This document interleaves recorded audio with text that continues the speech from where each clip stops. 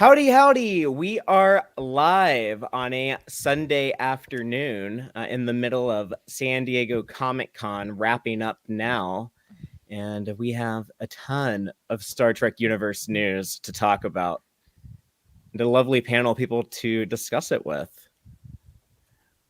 But hi, everyone. Thanks for joining me today. And just real quick before we get into anything, did anyone have like a strong reaction to like the Strange New Worlds clip, the Section 31 trailers, like anything, like what like super like stood out, like hell? I'm just curious. Let's just like all go around. Just what was like the big breakout superstar of the panel, just as far as like or of the convention, of just like the big Star Trek thing that got your attention right now?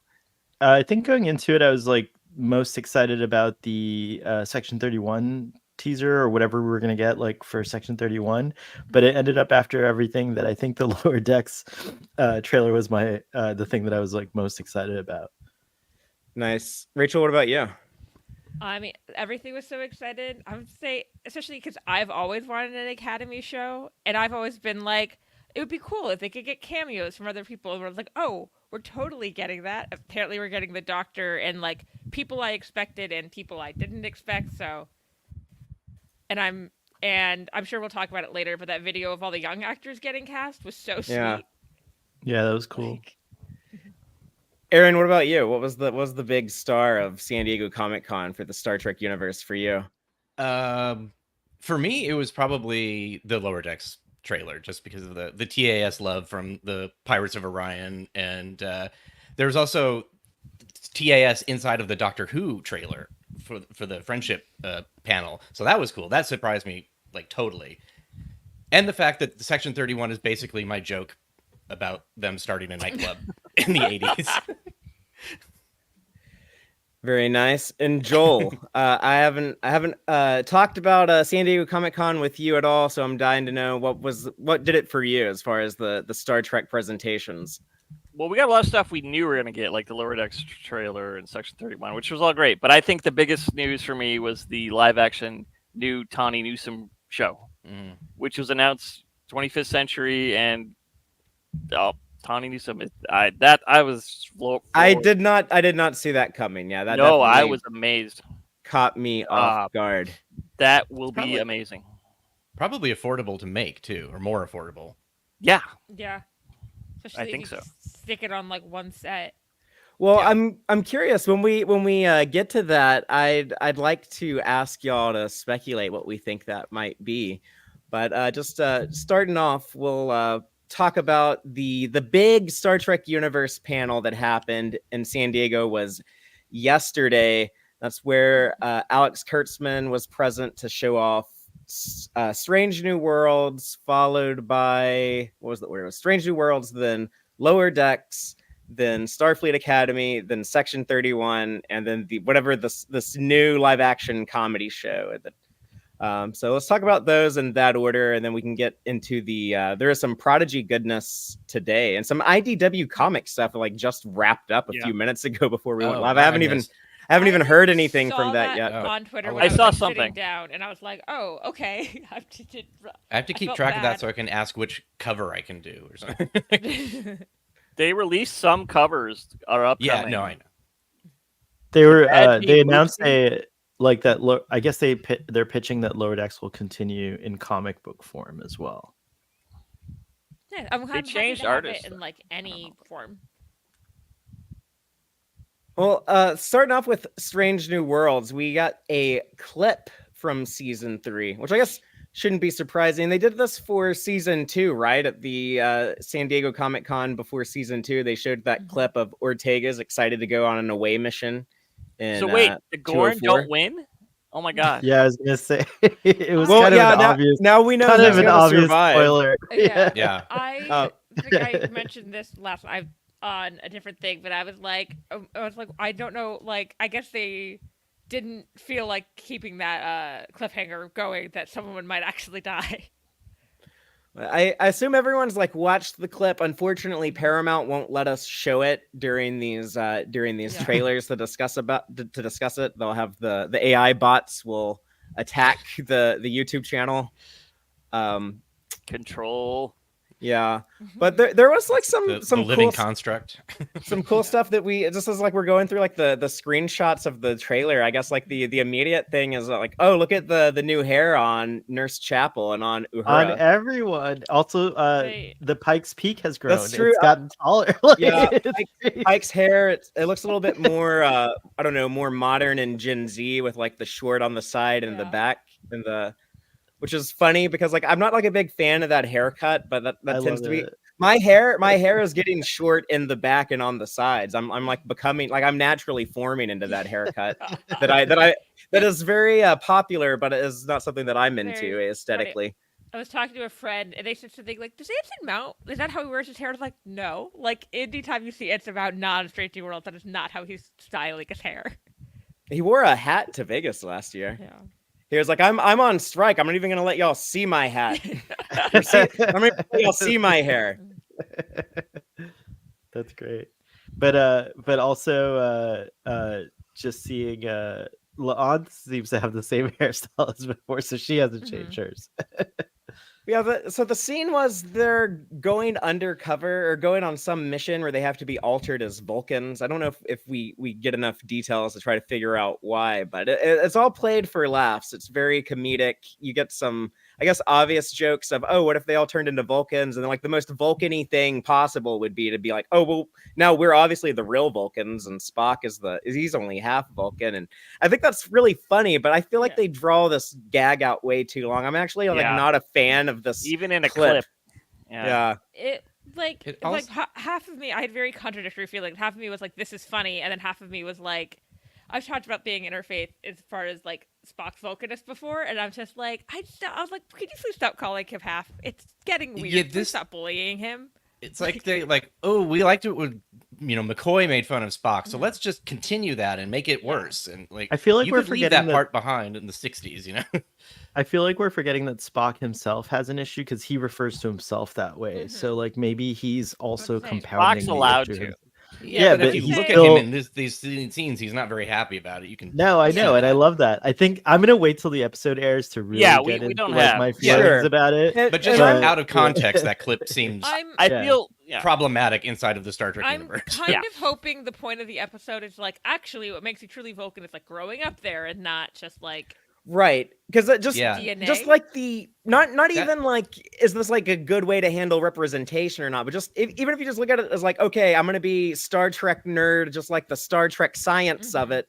Yeah. Having your DNA altered to being a Vulcan wouldn't make you behave like someone who's trained their entire life to oppress their emotions and be dedicated to logic. Yeah. Like, Unless there's also, some weird thing because of I using also- Spock that like Yeah, like there's like epigenetical things you could do with Yeah. like memory engrams and so on and I'll so forth. There are a say- lot of cool theories on Twitter or whatever. I'm sure that I'm sure it can all make sense like from a techno babble, pseudoscience perspective. Like it's just a matter of what you want, what you're.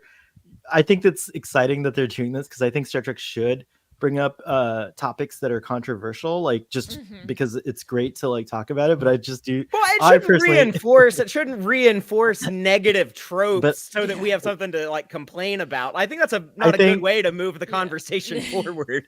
I With think it this is fact- actually. I I would think say this I'm is also- positive that we're having these conversations. I think for me as a single race person, it's interesting to see the biracial perspective and things like that. So I love it. I think I agree that it's like I agree that it could be I will also problematic, say- but it's in the I'm- safe space of Star Trek, if you will. I don't know. It's unfortunate to start the stream off kind of being like so negative, but like I guess It'll like get better. to talk about this Yeah. clip, like just to be honest, like the longer it drew on, it kind of like worse and worse it got. I was like, okay, like that's really funny. And then like when they do like the Reservoir music. Dogs, like look how cool we no. are walking down the corridor, spinning the Vulcan Lerpra around, and I was like, okay, I'm not really feeling that, but I can kind of get behind it a little bit, I guess. But it's just, but then like the gags just like kept piling on and piling on. So they're going undercover with Enterprise Vulcans, not just Vulcans. It's like these got to be super jerky, I will and say, I don't- maybe they are. It's time travel. I don't know. I'll say, I'm also confused how the Vulcan DNA changed their hairstyling. Like, Right? Well, Star it- Trek it always does braid- weird things with It braided stuff like Uhura's hair. I am It braid- hoping they edited this for Comic-Con, and this Yeah. is not actually how it will be edited Yeah. in the episode. And there's like Yeah, time but- cuts and stuff. and the that, B like- plot. That could totally be. Okay. But if this is actually 5 minutes from an episode of Strange New Worlds, I am not looking forward to that. I'm looking forward to the 8 episodes that won't be this and won't be the other Gorn. Gorn 2-parter. Because but Scotty is great in the clip, though. Scotty is great in the. I'm clip. glad we got to see I Scotty was just on gonna the say I'm transporter. so happy about Scotty. You Yeah. gotta transport things. It's wonderful. I hope that they don't have my fear with that is that now they're going to have like characters frequently say "Beam me up, Scotty." Like every 3 episodes, someone's gonna Yeah. say that. Like they might like overuse that is my fear, but hopefully not. I wouldn't mind 1 or 2, just 'cause, like it's like one of those. It was Yeah, never do one. actually said. Yeah. Yeah, give us one. So Carol when- Kane also was knocking it out of the park in the clip. Yeah, she's Yeah. fantastic. I love that LSD she was thing is jealous of. She's like, I'm jealous. I love it. Her Oh, very God. much Like, reminded me of like the LSD doesn't affect her thing. Reminded me of like when like Steve Rogers realizes he can't get drunk, Or the and he's Flash. like, yes,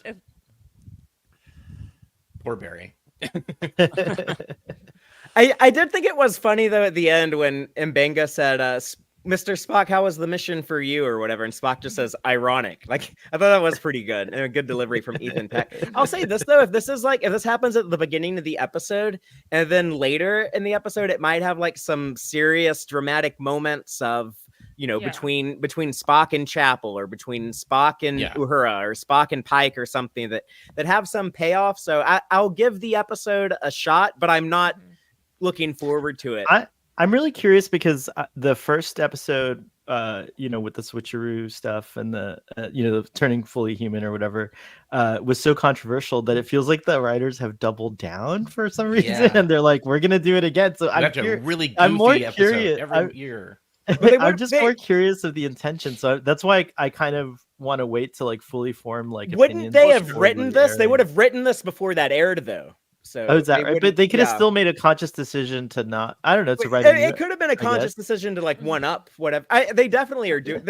They said Yeah. that back in like season 1. They said like our approach to season 1 would be like if we could only make these 10 episodes, and they're like this is Right. all we could do. Like let's do that. And then like with season 2, they're like if this had to be like our final season. It's kind of funny to say that and then end with like a cliffhanger. So but Right. so obviously they're like factor in that caveat, but. So yeah, they definitely are. They're definitely being ambitious. They love to say, and we've all heard them say it a lot, but they love to take big swings on this show. So they're gonna keep doing that. They're gonna keep going bigger and bigger, I think. I don't know. Anyone when we else? get to have- the IDW stuff, let me know because I did see something that's like that I could talk about. Oh, cool. Yeah, we'll save that for last, and hopefully Yeah. some more stuff will trickle out by then. But anyone else have any other thoughts on the clip? I guess my last comment, Father, is that I'm glad we're seeing hopefully the worst thing of the season in this Yeah. clip, so that like we're not missing any of the great stuff that's coming. I will say something where it's like in the universe, all of the actors are doing a really good job, which is like why I had contradictory, where I was like, their comedic performances are good. I just don't know if I want to like that. To The be a story. costuming looks good. The hair looks amazing, good. the Like everything costume. looks good. I except love they the- brought back the stones in the like the Vulcan. Yeah. They brought that Yeah, into it, right. right? Yeah, It's it's very like Star Trek 3. It's very much like that, but like the big budget Vulcan aesthetic we used to get in the Star Trek films. It definitely everything looks great. I would even say like the writing is good. Like it's funny. Like I thought some of the gags and stuff worked. It's just like it's just not exactly what I wanted. Yeah. But yeah, like you said, Sohel, if this is the worst thing in the season, then it's going to be a great season. I think. Yeah. I mean, I'm not too worried, but yeah, just This not isn't looking a forward very to this short episode. trek for sure. I didn't like that first clip of Lower Decks that showed Boimler getting his leg cut open by Mariner. I didn't that concerned me of Lower Decks. I ended up liking Lower Decks a lot. So I'm almost wondering if this is just the only clip that's done that like they could Just show. Episode 2 or something. Like yeah. it's episode 2. They didn't want to show anything from the cliffhanger because Yeah. one, they don't want to give away the cliffhanger completely, and 2, that episode I'm sure is darker than this, and that's not as fun Well, for for like sure, a Comic-Con panel. Yeah. yeah, it's just I guess I actually put out a tweet about this, but my reaction to this was like, man, do they want Strange New Worlds to be like full blown live action comedy? Like, especially if this is the last season of Lower Decks, you know, like I'm serious. Like maybe they do want like some episodes that this just serves as like a 1 hour long, you know, Yeah. comedy. And they're also doing an actual live action comedy. So I feel on whole, Star Trek is actually very funny, but in a different way. There's a lot of always humor has. in Situational. Yeah. Right, exactly. There's always been humor in Star Trek. This is definitely a different shift or a gear in that kind of approach, but I've never had a problem with the humor, and I think Strange New Worlds does indeed, you know, push it a little bit, but I like it overall. I mean, like when there's comedy in Star Trek. Like episodes that aren't supposed to be like comedic, like especially in TNG, half the time if you like spend an episode just watching what Michael Dorn's doing in the background, you're always like, oh wait, Michael Dorn's much funnier than they like. Oh than yeah, you would think. right. And there's a difference between doing a comedic episode of an hour long drama. That's different than doing, we want our TV show to be like like a genre anthology. And sometimes we'll do like, we'll just do a flat out mystery story. We'll do a flat out horror story. We'll do a flat out war story. We'll do a flat out comedy story. And I think Strange New Worlds wants to be like in that camp. Whereas like, say like the original series with Trouble with Tribbles or like a Deep Space Nine Ferengi episode, that's like a 1 hour drama that's going to have like a comedic toned episode. Whereas Strange New Worlds is like, no, we want our episodes to actually break from one genre to another genre. And there's a lot of strengths and advantages of that as well. I'm not actually saying I like that any more or any less, but it's a different approach than the Trek tradition. I think it would be more well received if they actually said that then. You know, like this is our intention. I think they do though. Like I feel like when they say like, we want to do a musical, we want to do like a gritty war story. Like I think like when you call the show, Aaron, like a severe narrative whiplash, like I feel like they embrace that. Like they don't accept that as like a criticism. They're like that's exactly what we do. And I think part of the thing is because the season is so short compared to the older Trek that they're like, we don't have if we want to do a comedic episode, we just kind of have to go for it, and we don't have time to like work up to comedic. Like, I also think that means that like your fans, they're going to be certain like parts of that season you just don't like. Yeah, you know, because it's like out of your genre or whatever. It's like, no, I wanted Star Trek. This is now, you know, Catch-22 or MASH or something like that, you know. Yeah, so I think it's gonna actually everyone's gonna have episodes of Strange New Worlds they don't like, unless you're just gonna be like, oh, I just like accept all of it no matter what, and I'm just gonna love any Star Trek episode no matter what, which that's fun to be like that too, I guess. I try to be like that. Sometimes I can't, but I try to be like that whenever I can.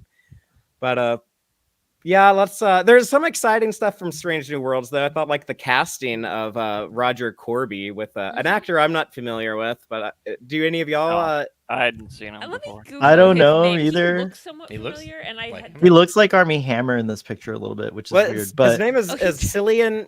What is it? Cillian O'Sullivan. Right, Irish guy. It's a very Irish name. I'm excited. I've been waiting for the Roger Corby casting reveal, but I'm more excited about the Cybok still. Where's Cybok? That was one thing. I think I wrote it to someone.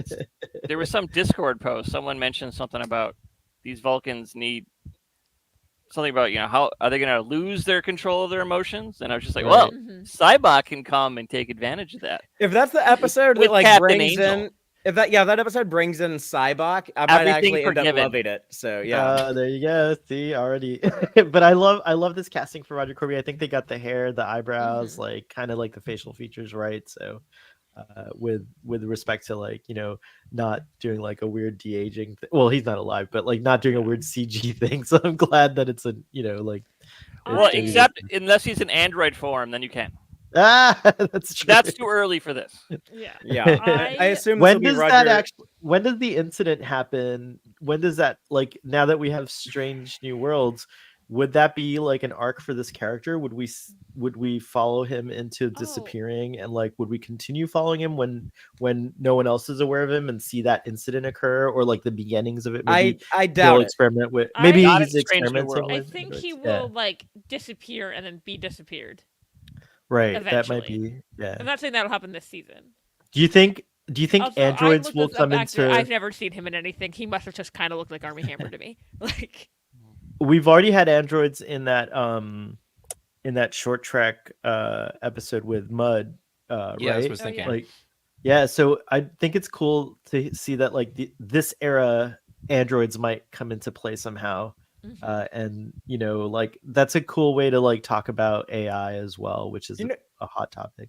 you know what? So hell, I was thinking like they're not gonna get into any of the Corby android stuff. He's just gonna be in the show to complicate the Spock Chapel relationship. I think Yeah, is his fair. only function. But now that you mention Mud, I'm thinking like, they could do something with Mud and with, we know Mud has some history with androids, both from the original series and short treks. And it would be very hard to put Rainn Wilson on the Enterprise because he can't like meet Spock or like the people that are in the original series. He's like, they don't True. know him when he shows up in the original series. But you know who Mud can meet is Chapel and Corby on some like get involved with them on some stuff that takes place off of the Enterprise.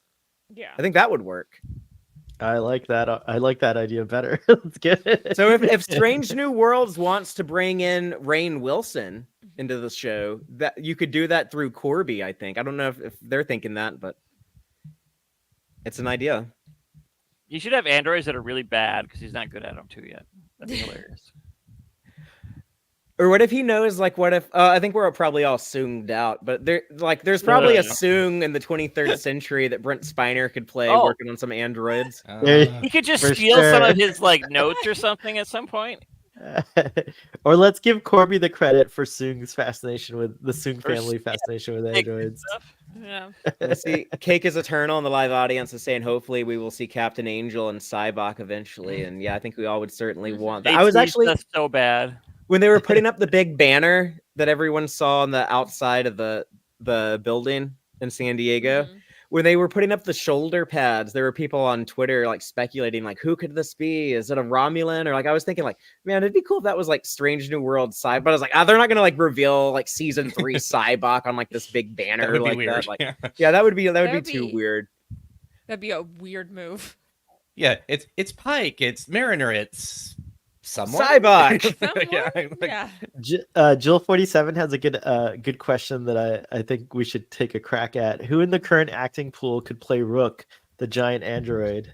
Ooh, yeah, who's the big tall dude now? Well, who played Little Lurch? Zeus? Lurch. Is he still around? Oh yeah, who could play Lurch? Was Lurch in the Wednesday Addams show? That had a Lurch, Oh right? yeah. So whoever did that, just get that There's person. a lot of people, yeah.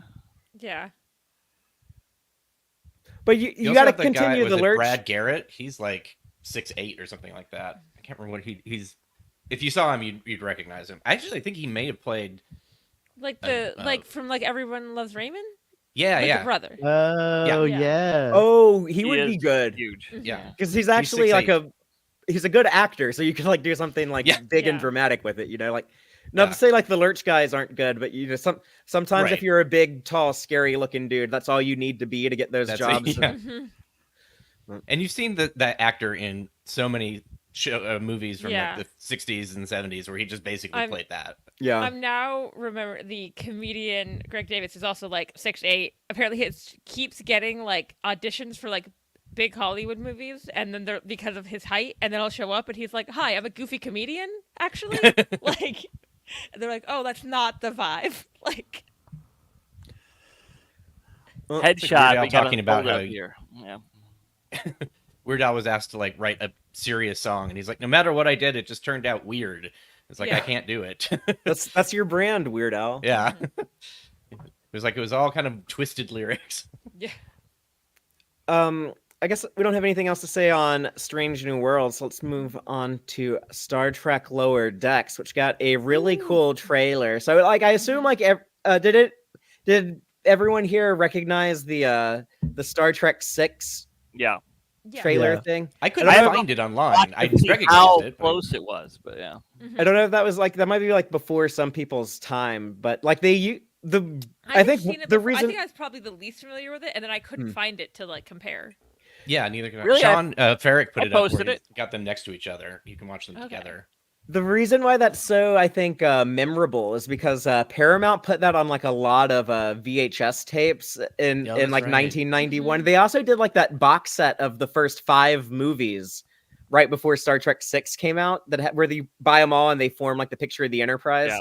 And then Yeah. when Star Trek 6 got the home video release, you could like add it on the end, but they put the first 5 out, I think, beforehand to promote the movie, and they all had like that trailer for Star Trek 6, I think, with the beauty shot of the Enterprise that they took from the motion picture, but then they put all that those cool clips from the original series episodes and the cool narrator voice. Because at the time with Star Trek 6, it was like, this is the end of a 25-year journey with these characters. They've been our friends and our protectors over the years, and here they do like the same thing but with Lower Deck. Yeah. That like promo voiceover piece too was is so great. poignant. I remember Yeah. loving it so much when I was a kid. Mhm. I think I saw you tweet about how you watched it so much. I was the same. Yeah. Like I watched I it never fast over forwarded and through over. that. Yeah. You always just let it play. Like that was awesome. It gave you this kind of like feeling of like, you know, I don't know. I like endings. I like things, you know, finishing, which never is going to happen, but like it happens in many ways, like shows, like, you know, shows end and stuff like that. And that was the first big ending in Star Trek was the original series ending, like sort of. So that was a pretty cool moment. Yeah, and it was like a good ending. It felt like a big ceremonious, you know, appropriate send off, and so it's a cool thing to call back to. But it's really a cool thing for Lower Decks to celebrate. They have had so many stories. It feels like over the last 5 years we've gotten just so much variety out of Lower Decks. You know, the other Star Trek shows tend to be mostly more serialized, and with the exception of Strange New Worlds, and with like Lower Decks being a bit more like traditional Trek episodic, they've just covered. You see it when you have all these different scenes just superimposed all over the Cerritos. It's like, man, they've done such a variety of stuff on this show. And so much story is crammed in such a short period of time too. Like it really is. In that 22 minutes or 24 minutes or whatever. They'll have 22-minute episodes and have an A and B plot that are like very different often. Yeah, just I mean, like you can watch the first 2 seasons in like like you could watch the first 2 seasons in less than a 10-hour run, and you would see like so much character development. But I also think it's kind of you know, the original text about like our protectors, our friends and everything. Like for me, Lower Decks represents like just like Star Trek therapy through the pandemic and everything. So I'll always be really grateful that there was a funny, you know, positive, like really kind of interesting new Star Trek show that I got to like obsess about while all this existential dread was happening in real life. And it shared the love of Star Trek, which we didn't see again. Well, Prodigy did too, but those 2 shows really show they love Star Trek with us, and that was just something very different. Yeah, I agree. Well, they kind of do the joke thing and break the fourth wall when the narrator is hyping up. You know, this will be like their one last everything, I believe is what he says, and then Boimler and Mariner interrupt and are like, "Oh, are they talking about us?" And this kind of starts some, I think, intentionally confusing messaging with the marketing of this movie. But we seem to be we were getting a lot of like double talk. Like it's like, oh, this is the end, but also it's like, oh, not really. There's always going to be a continuation. So it feels like there is a plan for part of me for felt post like Lower Decks. It was like the creative people being like, we're not going without a fight. Like, but I think there's something. I think they got something already in the works. Just with how Mike McMahon and Alex Kurtzman were talking when they announced this as the final season and saying that they expect more adventures from these characters, or however they worded it. Like there does seem to be like some, and knowing that Tawny is involved with this new live action comedy show. I don't know. I think some of this might be there might be some more plans than we were previously thinking. Like even when we did the Star Trek Lower Decks. Oh, sorry. No, I was saying when we did Star Trek Lower Decks, it also felt like they're like kind of like, don't worry about it, and you're like, okay, do you want us not to do this? Like, I don't know. And I saw something from McMahon, I think yesterday. It was like, keep the numbers up on Paramount Plus. Yeah. So we should do it again. I don't think that means season 6, but. Yeah, I think it means that's encouraging. I think it means like I'm trying to secure a larger budget for this new project. So help me out here, or like I don't. That's wishful thinking from my part. It's supposed to be like watch this, and maybe with Section 31, like maybe they're like the next TV movie would be like Lower Decks. I think that would be It's such very a likely. Like you don't have to build anything. You just have like go-to idea. the Yeah. Titmouse animators are, they're not going to like delete their like Cerritos files, like they're going to have everything ready to go. All you got to do is like get the actors back and write a check to pay everyone. And you can pump out a Lower Decks movie whenever, Voice Getting acting. a regular animated, film release on a regular basis would be really awesome. I think that I think that would be very cool. I'm excited about that. We can Like take that like Fern Gully slot that they had movies every year for. I was gonna say like that, or the like Thanksgiving, you always got some sort of animated film on television or whatever. So it's like have it become like the annual kind of like the Doctor Who Christmas special, but it's the Lower Decks save every holiday, Halloween especially. Yeah.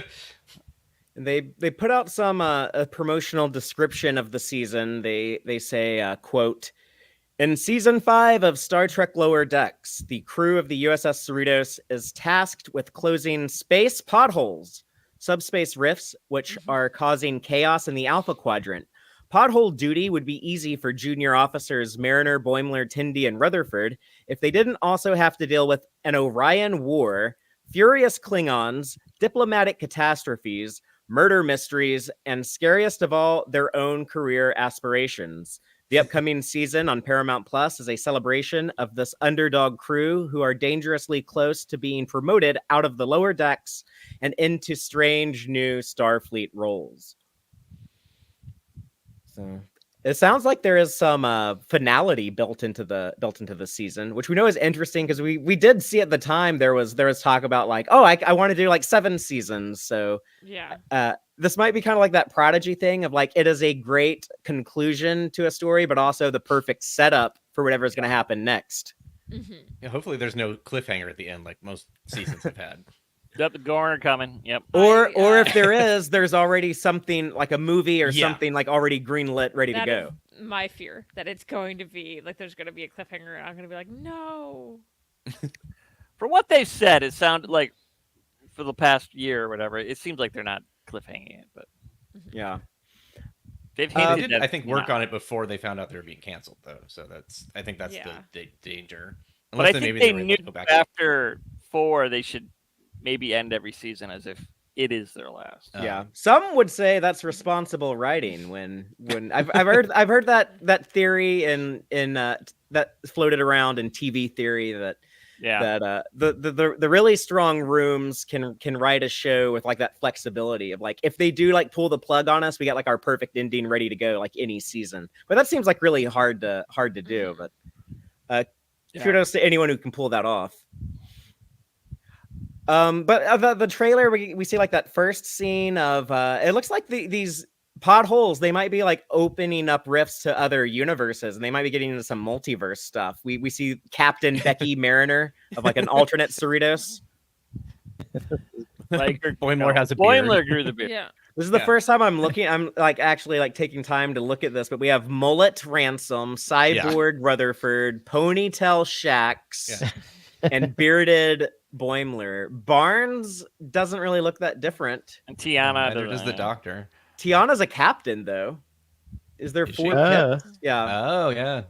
I can't see that. That could one of those could be corn. That's So. true.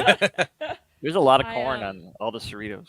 I was so like, it took me a second to realize. I was like, oh yeah, I guess Becky could be a nickname for Beckett. That has never occurred to That me. threw me off at first. Yeah. I was like, "What is this?" I actually went, her name's not Rebecca, right? Oh no, Beckett. That's why. I didn't question. I almost think like someone might have called her Becky before at some point, but I guess that is new. I feel like maybe Or it's like maybe she hates being called Becky. I think she would. I think she would. Yeah. Like, Mariner don't- is so not Becky. Says This is my Kate weird is- graphic design brain, but I also don't like her the going fact by that Freeman is interesting. Why does she go by Mariner? Have we ever found that out? Yeah, do we? Maybe we'll find that out. Yeah. It's My graphic design brain is looking at this image and it's like, don't make the line of her white shirt exactly even with the line behind Of her. the- And I don't know why that's like, oh, don't. It's to show this is an evil universe. Yeah, exactly. We make But- everything line up for no reason to drive Aaron crazy. No. they changed the look of that. They kind of changed the color Yeah. of Worf's horseshoe, whatever the equivalent of that is on the Oh, their Cerritos. color of their L cars is different too. Yeah. It's a cooler color tone. It's got like blues instead of the oranges. It's great to see how you can reconfigure that bridge too, though. That's nice. That's like a thing Star Trek. I always enjoy whenever Star Trek mixes it up like that. This is cool. What's going on? Aaron, you were Worlds thing. Aaron, you were excited about all of the Orion stuff and a lot of callbacks to the TAS depiction of the Orions. This looks And like we have Orions. almost a literal physical starship. I mean, a pirate It ship. looks like a sail ship like in DS9, Like- right? Like it has like ropes. Oh, and stuff. explorers. Yeah. I'm Yeah. more thinking like Star Trek Prodigy of like the protostar going from a starship to a ship. Yeah. Right, but the interior reminds me of that one. Like, you know how they had like somewhat classic sailing. Yeah, where you have to design you have to Like like the work DS9. the you have to like work the ropes and Yeah, exactly. And you have stuff to like do that, things. You have to like turn wood and pull on ropes. And I don't know. I'm not like a nautical dude. I've never like been working on one of these ships, but you have to like do stuff. It's not just Yeah. like it's not on Starfleet where you just like press buttons on a control panel. Yeah, that's what has me the most excited about that. It's Oh. cool. Whoa, that's crazy. This was a Klingon doing I guess what Boimler was excited to do at the end, but the rite of unending pain. It looks a lot like the rite of ascension we see Worf do in G. The Klingon pain sticks. I think this is like more dudes with more pain sticks than Worf had to deal with. That's every ceremony. You just add another group of pain sticks. Oh God. Yeah, so Oh my there's god, I'm a- loving these screen Great It caps. looks reference. like it hurts more than in Next Generation. Now. I kind of hate to do this. I kind of hate to like freeze frame on the trailers and like pick the season apart. But I'm already thinking like, okay, so we're gonna get like at least like one dedicated Orion War episode, at least one Klingon episode. Looks like they're hanging out with Ma'a from Wage Dude. Yeah. We're gonna Yeah. go hang out with him and do some Klingon stuff. So that's I 2 do- of the 10 episodes we already got figured out. I do wonder if this is more painful because they are human. Humans probably have like less pain tolerance to Klingon Yeah. pains. I Although like you that think their clothes are doing like little spiky things. Even. if it's called a pain stick, then it would adjust to whatever would be most painful for like that species without killing you. Oh. It just says you're a bad person. Yeah. Oh, Makes you God. feel bad. No. You'll never amount to anything. You're like, I want to know "Oh, what's no." happening there. There's a vacation. There's going to be like a vacation episode. Where, maybe this is the setup for that new comedy set on a Oh, no. resort. Yeah, could be. What's going on back there though? It's like it looks like the starbase from Strange New Worlds with like the environmental. Starbase upside one. down. I was thinking this is Yeah. going to be a new location. This is going to be like some type of Right. resort. I'm Yeah. sure it is. Yeah. It actually It's could cool be the that- setup for that comedy show. I was kind of joking when I said that, but now that I'm thinking, like, well, Yeah. there's no reason why it couldn't be. It's I not like that- Starfleet. Everyone's been I- asking for that. I like that for whatever reason the orientation of the other facility or the station over there is where the mountains are Yeah. upside down. Like Mhm. that's cool because you could do like that's You If should the be doing that Cerritos- more often. yeah. If the Cerritos is like inverted or whatever, it would look like that from the Cerritos shuttle base. They so I they like tried that a to lot. do that in like early Discovery, and people thought it was too weird. They were like, No, I love it. I love things space look being normal again. spacey. we have some more disguise yourself as alien things. Look like we get like a new species that's kind of like orange Andorians, but there's They're some kind of undercover snail work. Yeah. We get like a shot of their planet eventually. Some more Orion War action. Very Oh, cool. do you think when they make them look like snails, they get all the prejudice of the snail people right away?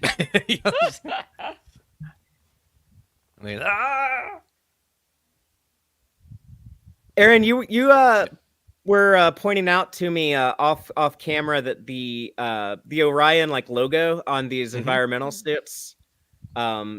Or no, I saw your post on Twitter, but it's similar but different from the Orion imagery we saw in the animated series. Well, I have a picture there actually that I put into the share, but that has it looks like the sail of the pirate ship also is sort of Andorian. Or I mean, Orion symbol shaped. But yeah, that's there's cool. one on the right is from TAS. They're lower decks clothes basically. That's I mean, Yeah. and that's what they do. And we There is one saw picture- that before. That was on like that blacksmith dude's Yep. apron. And I in think it was also season in 2. one of the when we went back to her planet. somewhere, like And- banners or something. Yeah, like when they're being carried around, and also when they pick her up at the end of season 4, they're in like the bug looking ship from the animated series as well. So it seems like Tendy's people are closer to the Orions. Orions, yeah. I mean, like her Yeah. family seems to use that ship and that symbol. It's so rad what Lower Decks is doing for Orion lore in general. yeah. Like Yeah. that's such a cool thing, Aaron. That like with that the sail is the symbol. Like that's what it looks like coming at you, and it's a pretty There's rad. one other symbol, picture too, like... of a guy that looks like he's dressed like from TAS, but With the the symbol, mask I and don't know if it's everything, just a graphical error or whatever, but it's a V instead of like a W. Oh, okay. Oh yeah, I saw your tweet about that. There, That's yeah. cool. There it is. Oh, this is the one that you were talking about, where it's Yeah. So what I'm thinking. Okay, I think we figured it out, Aaron. Okay. So I think her family, Tendy's family, will use like that other symbol, and then they put this guy as one of her opponents, and they have like this more like V-like symbol. Is my current theory. They could be family symbols for different Right. crime syndicates. Although we have seen the Orion symbol later, like a fancy version of it, right? That still kind of looks like the W. It would be great if one family just says Orion, and that's why it's like I that. want somebody to say that. I think that'll be the thing. And everyone else just rolls their eyes and be like, Yeah. "Oh God, these Orion." There would have been the perfect opportunity when they ran into that guy pretending to be like really And Orion, yeah. Orion. It's like it's like I even pronounce it Orion or something like that. Oh, that would have been a Cleveland perfect. Orion. Yeah. That would have been a It'll perfect. be really use of cool. that. He just keeps saying Orion, and she's like, "It's Orion." It'll be really cool if in Starfleet Academy the founding members of the Federation are all represented by the students in the in addition to more species, but like I would We like did to see see an like Orion, right? In the one with the shuttle with Tilly. yeah, That well no, really crashed Orions in are not they're in the Emerald Chain or whatever, but I'm just saying Oh, like that's it'd be right. cool if like we get like Tellarites, right. Andorians, like that. There's But been a also lot that- of Starfleet Orions. We've seen But a you're lot right, of Starfleet there- Orion. There have been Starfleet Orions in the past, right? In Star Trek 4 was there one? No, not Star Trek 6. 09. Star Trek 09 started Oh, it, and there's gotcha. been a bunch since then. Really? Oh, gotcha. Yeah. Okay. But Tendy's the first in the Prime timeline, I guess, that we know of. No, because there was well, not in. 'Cause I'm trying to remember if there was something in Star Trek 4 or 6, but I can't. You see, Because we would have. I guess she actually could be, because I'm thinking like all the other ones are like they're in like Picard and Prodigy and stuff that takes Wouldn't place there be more after hype Lower after? Decks. Yeah. So They wouldn't just stick her on like the Cerritos.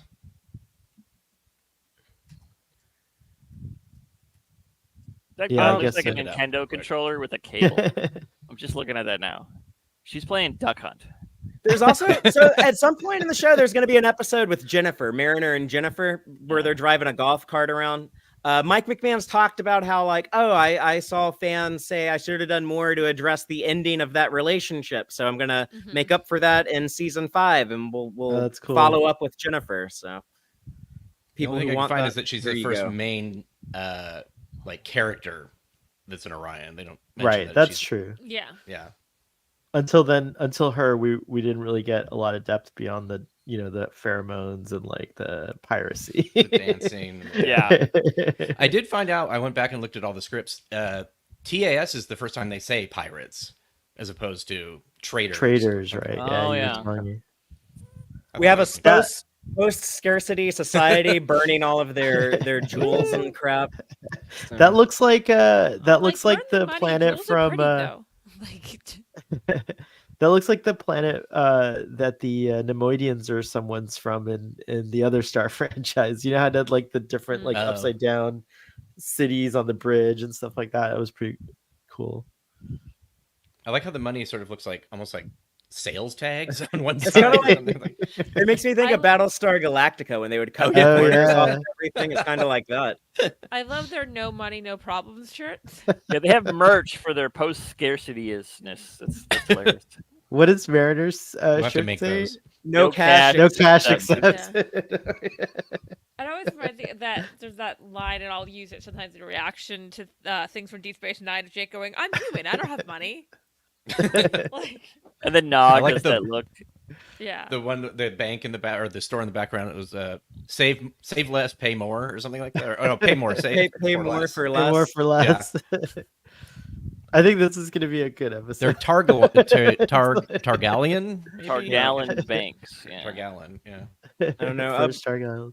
I feel like everyone I know is pretty frustrated with capitalism in our real world of 2024. So maybe this episode will have some what's the word I'm looking for? Catharsis. Catharsis, yeah. Aspirational. Hopefully it'll be Yeah. cathartic, yeah, Yeah. and aspirational. I guess we got some shrimp cocktail action.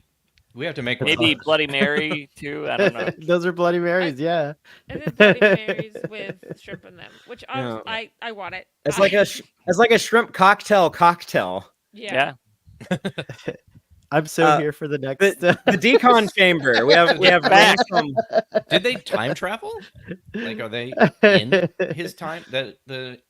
I bet Enterprise there's just X. some reason that they have to do this. They don't Yeah. normally do I'm this. thinking this will just be their depiction of a 24th century decon chamber. But But doesn't look the same though.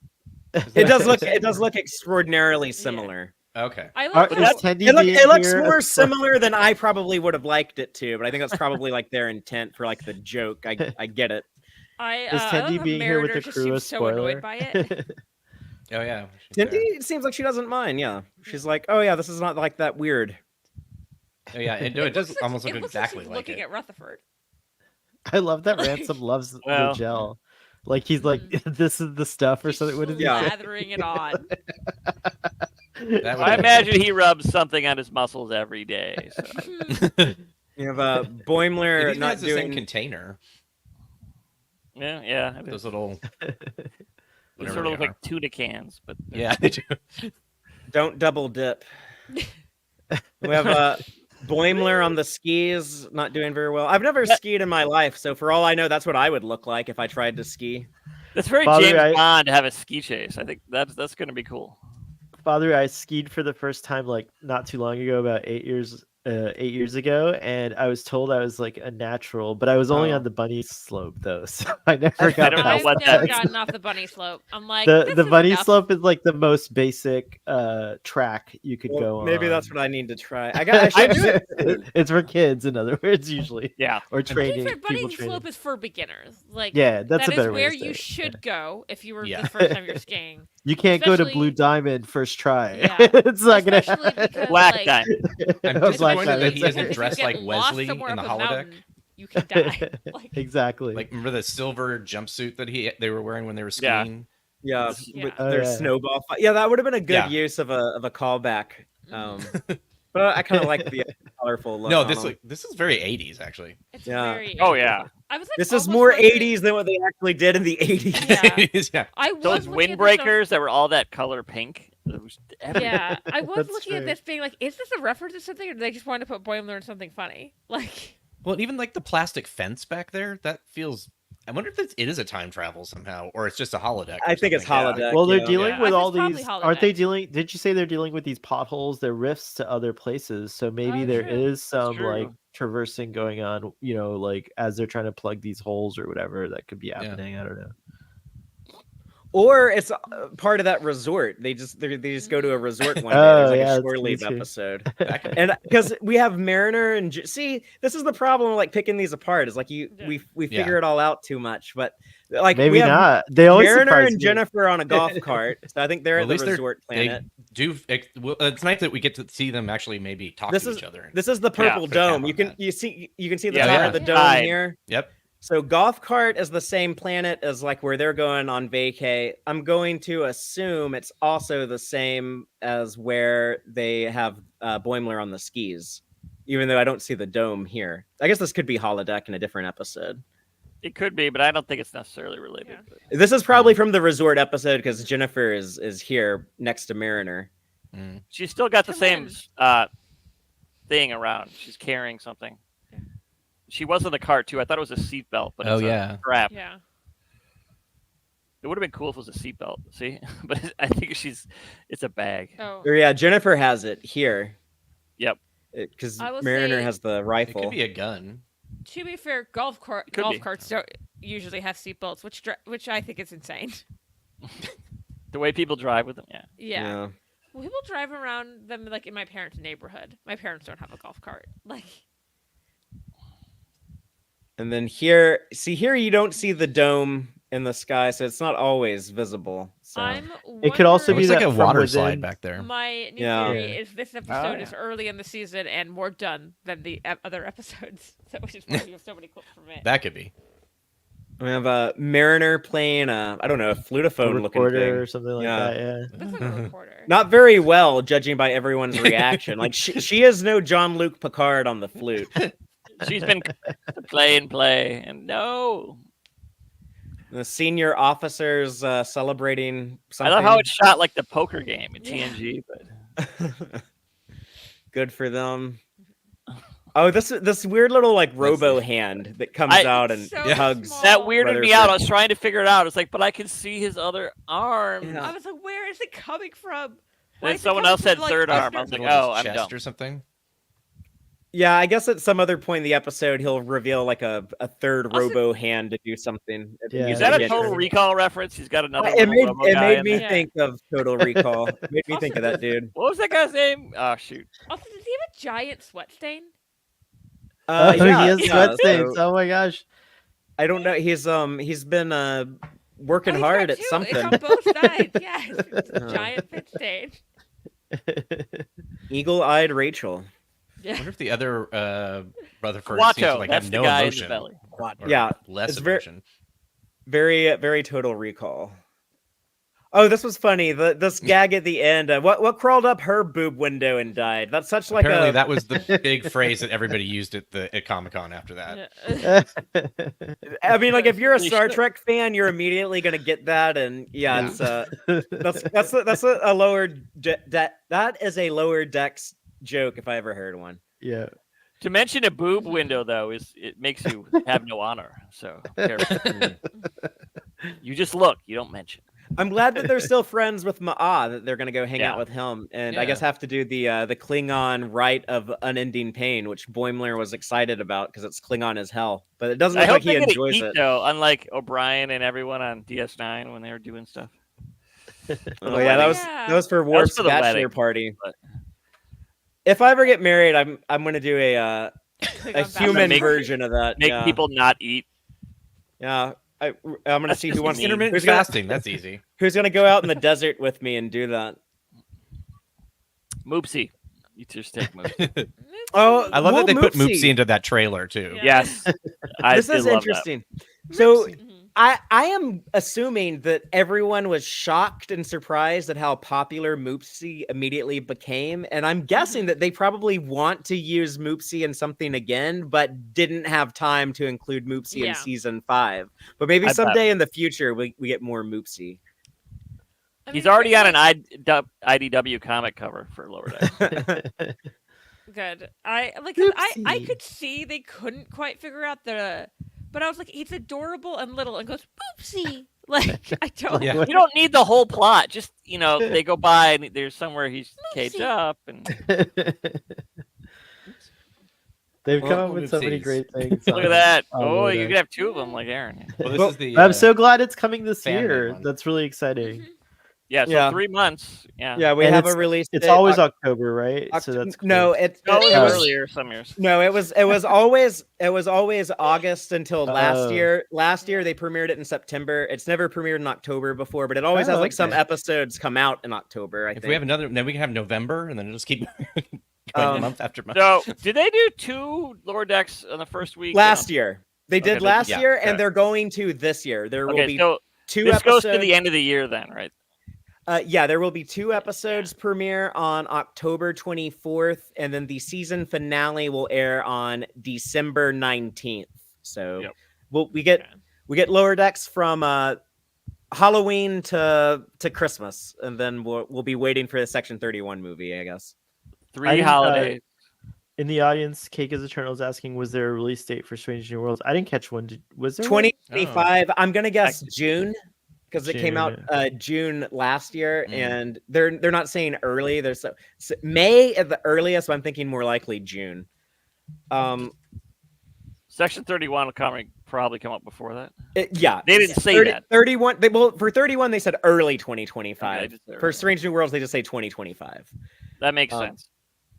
But speaking of which, let's transition to Star Trek Starfleet Academy, which got some big casting news. They also got that cool casting That was video. cute. Did everyone see that? They showed the actors, the kids, the student actors getting the news that they've been hired, they've been cast in Star Trek Starfleet Academy. I touched it a little already, but I love this so much because like it's obvious. Like, yeah, I'm sort like the older actors. I'm sure are also very excited, but like this is like their big break for the most part. Yeah, like, your life is gonna change. Like, I don't know Yeah. how many of these kids like understand what it means to be like a Star Trek actor, but it's like, oh, I get to like go to these conventions and like be a part of this family for the rest of my life. For all I know, like none of them understood it. Like that's something that John Delancey talks a lot about. How like Gene Roddenberry, when he got hired to play Q, Gene Roddenberry came and put his hand on his back and said, like, you don't know it, but like your life is gonna change forever. Yeah. And he's like, oh man, like that was no lie. It really like everything got so different right after that immediately. So Yeah. And it's Being on like, Star Trek's such a big deal. It's like I mean, I know we're all skewed towards feeling that way because of our love for Star Trek, but to see these guys and it's like all the previous casts always say it, like it truly transforms your life, like what you guys were talking about. But also, I just want to say that Alex Kurtzman is gonna go down, I think, as one of the best like heads of Star Trek because not only like putting videos and content like this out and just like all the cool new Star Treks that are like I think he's finally pushing Star Trek into a new direction. I'm seeing the vision a lot clearer. But in addition to that, like I heard he paid for all the support staff on Starfleet Academy throughout the strike so that they could continue to have a steady income while the strike was happening. And I was just floored by that. That's amazing. You know how he did that? He killed George Lucas, took his wardrobe and left. What's crazy is he did all of that while being fired constantly. Right, exactly. Constantly. I love every Paramount takeover thing has to do with him. Like the shareholders care at all. True.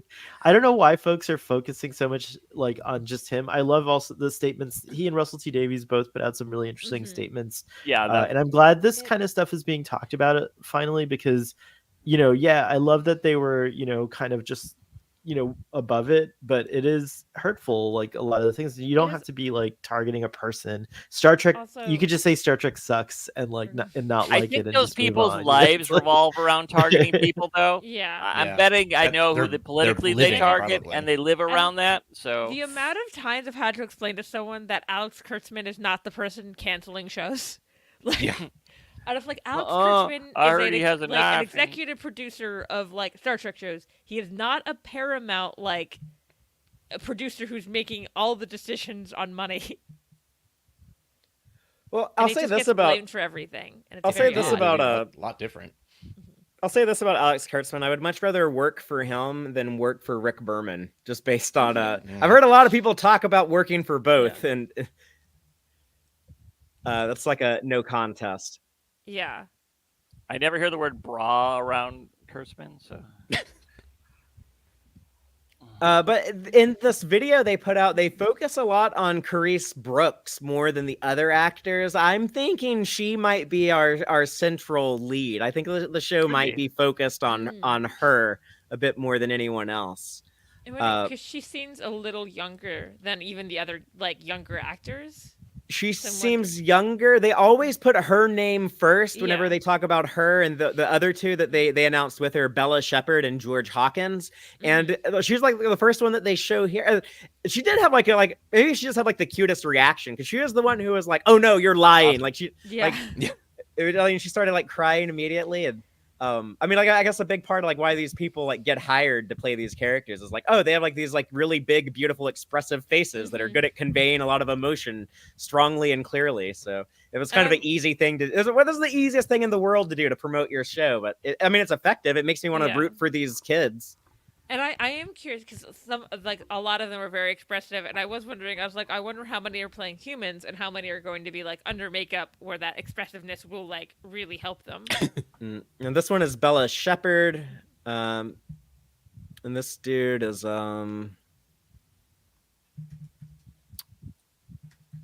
Kareem Diane and Zoe Steiner and George Hawkins is the Brit. I think all the other ones are American. Without knowing any of their characters, they just seem like really cool people. So I'm excited to see how they perform and, go into this. Oh my gosh. I totally am so excited because there's so many possibilities with hollows, but that's like the number one hollow right there. You can't you can't go wrong. So, Bob Picardo was announced as a regular in Star Trek Starfleet Academy. So they previously have announced huge names, like huge, with Paul Giamatti and Holly Hunter. Yeah. And it's gonna be ridiculous. Now Bob Picardo. Bob Picardo is a regular. We're gonna get like 10 episodes of the Doctor in That's so great. A version of the Doctor. in like a year or a year and a half. Yeah. Although it was funny because people were discussing like, oh, I guess they're gonna say like he aged himself up, and I was like, he doesn't actually look that different. I feel like if He you doesn't didn't really. want His hair, like his hair used to be real dark, and now it's real Yeah. gray. If He's you like Stewart. He was, very bald, young. Mhm. And give him some so- just for men Jill, and he'll be okay. But I think it would just be easy to say like, oh yeah, every century I like I like age up a little bit. Every century I put totally on a in character. decade. Yeah, He Totally could in- just, one he line. could modify his look however he wants, and maybe that's what, exactly, he programs it. But what I like is that he might even be a different character. Maybe he's part of the medical division, but I'm hoping he's like a historian too, because imagine the things that the Doctor has experienced in his lifespan, which Well, we you don't could know get if really there's gonna- weird. This could be Hollow Janeway, who decided to look like this now. Yes. I wonder if they're going to acknowledge the other version of his hologram that was left behind in Living Witness, which has now Or been vice so versa, yeah. long. They think When- that he might have already like made it back to the Federation. So I think there's the best way to address that, Ooh. is just be like, oh yeah, like I returned home and I reincorporated, and like the two Doctors like remerged back into Oh, one. That's I'm- amazing. No, I'm they both need to those meet. dudes. They need to both be there to be hilarious. friend of the show, Aaron Waltke, basically said something that's like, I know something you don't. Okay, great, thanks. Just like, but I it's do like, I know too, which but it's version really of the Doctor boring, it is. I'm like, so. great. Yeah, it would be important for him to know, I guess. So Yeah, Yeah. that's why he said he knows, because they had to coordinate with their version of the Doctor. But over Very the cool. next few months, we will all know. We will all learn Yes. some really cool things. The show has become the Star Trek show that I think I might be most excited for going forward. I'm, if we're losing, Lower Decks and Prodigy and Picard and Discovery have gone away, it's like, well, I'm left with Strange New Worlds and this Academy show. But hell, this Academy show is starting to look pretty freaking God. exciting. Yeah, And I agree. think the biggest thing is Mary Wiseman can finally relax and not have to dodge the questions if she's on the show or not. Yeah. Yeah, not just Mary It was Wiseman, like but 2 also years of like, are you on the show? I was like, I can't talk about it. in Everyone else addition, is like, She's like, Tara- Mary Wiseman dropped out of the show because she had other She's obligations. so sick of it. Yeah. I was really looking. I was positive Mary Wiseman would be involved somehow because of all the setup and Yeah. But disco, Tig, but that's yeah, this Tig Yeah. is super, and I was sure the Dadmiral would come back too, but Yeah, Tig is Dadmiral super makes exciting, sense. and I didn't think she would come back, but I'm Do so we know glad if she's her being crush back. is going to be there? Because we didn't hear anything about him. No, I hope so. I Lieutenant- also really want him there. Like, Lieutenant Jax.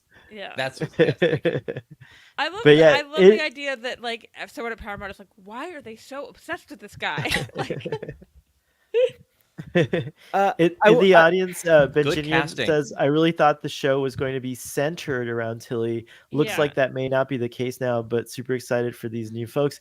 I also had that like I had that kind of hope as well, but I'm way more excited about this because now I see that it's going to be like kind of in a way a live action Prodigy. It's going to be focused more on the cadets, or on that. Those will be our main characters, and then these will be the supporting characters. I mean, nothing against Mary Wiseman. I think Mary Wiseman's a great actor, but it's like, oh, this is going to be a show with like some serious like budget and effort put behind it. Yeah. They were never going to consider her for the lead of the show. They were looking at people like Holly Hunter to be like the lead of the show. Like they were going to pay. There's a some lot big of bucks. leads to the show. yeah, Like, so I'm many wondering people who could if take for Mary Wiseman, if it like the flexibility of being in a more guest star role was like appealing to her, so that way she doesn't like have to be in Canada half the year. Well, and like she's doing like she did like that stage play in New York when she like took off from Disco season 4 to have more time for that, and maybe she wants to pursue like other things. I don't know. They don't have children, right? I don't think. I don't think Mary Wyfin has any kids. Yeah, no. Yeah, and she's recently divorced. They're recently divorced, so probably not having any anytime soon. Yeah, I just heard that recently. But I saw that somewhere and it was just like, oh, okay. But Oded Fear as Admiral Vance coming back, that was one I was hoping for. I was thinking that it would be good continuity to keep him around, especially now that Discovery is confirmed. Like, I guess that guy is going to stick around in Starfleet for decades and decades. He's still working, like workaholic. 30, 40 years later, he's still working. But I didn't know when him. They find one non-corrupt admiral, they're like, you're not allowed to ever. I didn't know the Tig Notaro thing was going to happen, like having Jet Reno come back. But that makes a lot of sense to me. Like the main reason she's in Discovery is because her and the dude we were just talking about, Alex Kurtzman, they're like really good friends, and he's very involved in this show. So it's like, 32nd Century. She's just gonna any Kurtzman show in the 32nd Century. Tig Notaro is probably going to be in. And it's interesting too because the interview I've heard with her is that she's just like. She's like, I'm so not Starfleet. Like, none of this I get. It's just like, she's like, I'm afraid when I talk, that I'm not going to get the technobabble right and stuff like that. So I guess she asked at one point to be in it less. So it's interesting that she's then went into a new series. If maybe working with the younger actors would like lean into her comedic sensibilities more than like, you're the chief engineer of Discovery, a very serious show. Tawny Newsome is writing lines for Tig Notaro. How awesome is that? Like, there's gonna be some funny stuff. I haven't put it that's gonna be great. In my head like that. Yeah, and that I was that's like, amazing. why do I think and it's funnier? Bob Picardo's funny as hell. Tawny Newsome is gonna write some hilarious Doctor scenes. It's like, and the fact, like, the collaborations that can occur because they're all like talking and stuff. So it's very exciting. And we got like 1,000 exclamation marks from Jill. Sorry, Aaron. No, I said a couple of them are actually improvisers as well, so it kind of works that they can. Hey, that works well, but what about And part of the reason I was like, I think this will be a little bit more comedic in tone is the actors that they are taking on, and then Tawny being on the writing staff. Yeah. And you're not going to say no if, like, Paul Giamatti wants to improv something. They might not use it, but they're going to let him do whatever. That is so different. That's such a stark contrast from Berman era Star Trek. Yes. You didn't do the contraction right. Yeah. Get the writer. I think you breathed in when you should have been breathing out. Oh, my God. I'm going to do this again. I was unfamiliar with this comedian, but...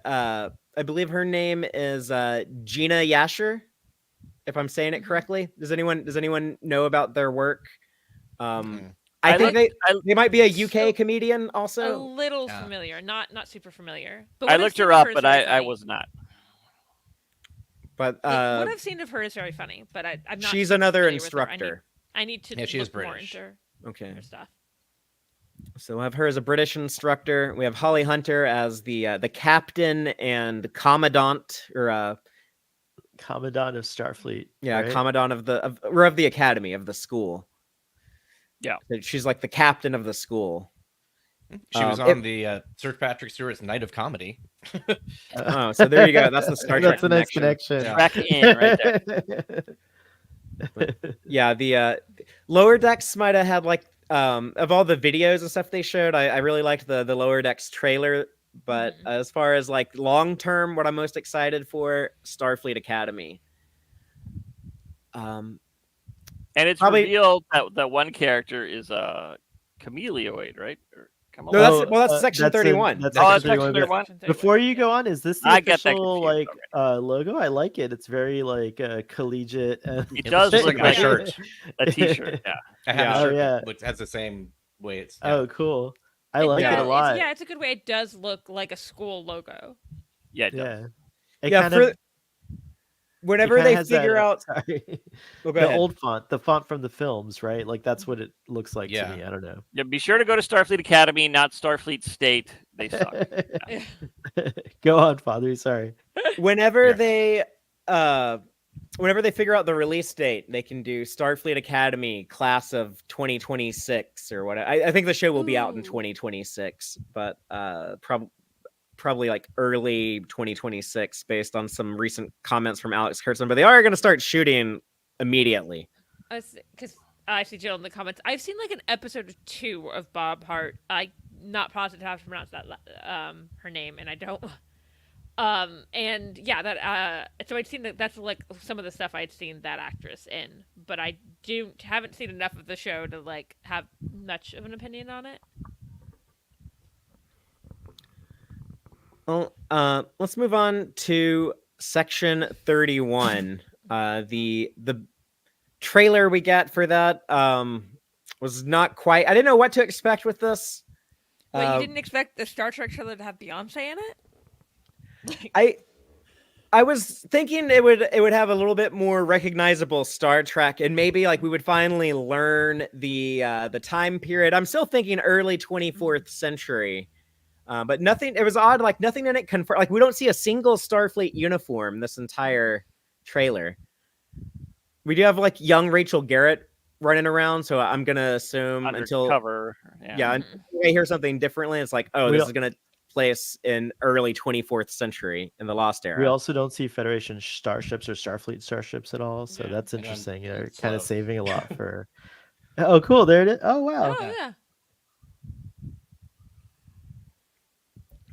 So what's this thing we got here? This preview contains misfit content as determined by Starfleet Command Media Division. Colorful metaphors. Okay, that's funny. Disintegration. Delton fraternizing. I like that. Reference to unauthorized time jumps. So It's whoever's got doing that- the promotion like knows Star Trek. This is Whoever about typed as this meta up. as Lower Decks too. Having Yeah. This has got that sort of 70s grunge film, like a grind film. Grindhouse. That's what I'm looking Grindhouse. for. You know, with like the scratches and everything. And they always had like this. It's, rated X for, whatever. Yeah, In it's regular like television. that grindhouse, like that pulp grindhouse thing. Yeah. We open with what seems to be flashbacks to Giorgio's youth, and they announced the actor playing young Giorgio, Cindy. Or no, that's one of one of the parents. Here's a picture of her. I was unfamiliar with her, but she's very young. I guess this is the moment she comes to power. So whatever she Miku does, Metanu. But it seems like we see her like kill her parents maybe, and like her rise to power. I also think like, oh, her brother is going to be that character San that we heard mentioned in Disco season 3 but never saw. Yeah. I think that'll get explained in here in the flashbacks is my theory. who would be the Emperor? That do we know from any Star Dad. Trek? Emperor Dad. You know, all we know is that in Enterprise, Hoshi Sato becomes Empress. She used the term Empress in 2154, and then at some point after that, Giorgio takes over. And they do mention So her she last wouldn't name be in, like, her dethroning full name, right? Oh, okay. Sato's So in she there wouldn't be somewhere. dethroning Hoshi, would she? Maybe That would like, be we don't great, know. but I doubt it. I be amazing. Wow, that's a good Could be- possibility, though. I was like, she'd be pretty old. She would be. And But that'd be let's kind of- honest, in the mirror universe, someone would have killed her by that point. Probably. That's probably true. Like, Safe Look, Archer would have been like, I think he died like right after the Enterprise was launched in 2245, I guess. in our universe, but in our universe, yeah. No, I'm just saying. So it's like He it's, probably died it's- earlier. It's possible that she would be around, but she'd be very old. We get a line of dialogue in the flashbacks: an emperor can only be loyal to duty. It a seems lot of very Terran I don't know. Empire stuff. Early that looks like a pirate's uniform almost. And then this seems to be like her parents. Someone kills her parents. Either she kills them to like take over, or someone else killed them, and Oh then she wait, has to did go her off parents to get go see a revenge. movie in Gotham? I hope. Yeah, it's gonna be something like that. I think we're gonna get dead parents or something. I There's gonna be swear to something God. tragic with her parents. It's Is not this gonna be a a happy Pearls ending. For Rachel, pearls hitting the floor. Yeah, the pearls hitting the floor. Pearls hitting the floor in a way pearls would never hit the floor. In the mirror Over universe, people's they do necklace. that. They don't tie knots Because yeah, because it's evil. We've heard that a was lot like of, the one time that all the knots broke at the same time from the Yeah. tug or whatever. we've heard a lot of talk about this big nightclub scene that when they put out like that magazine article a few months back, and they showed us like that first picture, our first look at this made for streaming movie. They were talking about this nightclub scene. I Again, like completely missed that. I didn't know that. I when I made that tweet, I joked, but I wasn't like. I had no context for it. I didn't expect that trailer to like only be at that nightclub. Also, her nails look so cool here. I want that nail polish so badly. yeah, they're really showing off like the I don't know, like the fashion and style style, like close up on the nails, close up on the pumps when she's walking Jesus. around. Platform, yeah. Those shoes are so cool, and I would trip so much in them. The shellhead singer alien woman, that's the same species from Star Trek Beyond, right? That's got to be the with like the sea creature head looking people. Yeah. It's got to be them. This is where Giorgio learns about Darth Plagueis. Is that right? And then, you know, it's interesting. I never thought of this, but as a character, Giorgio could be the first character to go from the Mirror Universe to the Prime Universe and then to the Kelvin Universe, kind of bridging into these different things. I want her to go to the Captain Tuvix universe. Yeah, that too. But what if is she going to try to eat Captain Tuvix? Like her version of Talaxian Vulcan fusion cuisine is going to be a little She different. drowns him in the flow meat and eats him. The dude who it looks like might be recruiting her to Section 31, Omari Hardwick's character, he seems cool to me. I don't know much about that actor or his character, but I guess he's going to be the Section 31 Black Ops dude. And Casey Roll, we know, is the actor playing Rachel Garrett. Her character has a line, Starfleet is here to make sure no one commits murder. So for whatever reason, Giorgio is going to end up in the early 24th century, I'm assuming, after Carl drops her off somewhere, and I think she might get recruited by Omari Hardwick's character. Maybe like he knows, like he saw like she worked with Leyland in the 23rd century and he needs her or something. And then Rachel Garrett is also going to be working along Section 31. I like the distinction of 31 and Starfleet being like two different entities. I'm more interested in this movie. I'm curious like how they're going to handle Section 31, and is it going to piss me off or not, I guess.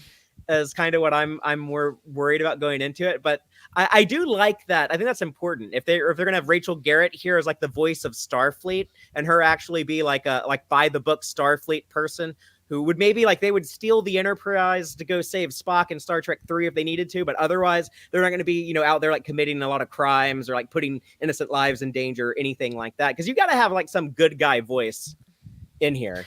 It gives me the feeling, the spirit of what kind of was set up with Admiral Cornwall having that conversation with Captain Pike and Leland. Like that was like an interesting dynamic happening there. And so I like the idea that we'll continue to like explore that. And it is cool that we're going to see Rachel Garrett like in a way that we've never even thought. Oh, there's my space husband. Vulcan. I sent a picture of this to Sohail. I said, I'd like to introduce you to your space husband. Hey, there's Delton's here too. Yeah. Sohail, are you familiar with this actor? No, not at all. I just Finn Roy. I'm trying to say his name. Finn Roygrock. Do we know for sure he's a Vulcan and not a Romulan? I mean, I assume he's going to be a Vulcan. I think it's more interesting if he's a Section 31 Vulcan is more interesting to me than a Section 31 Romulan. Yeah.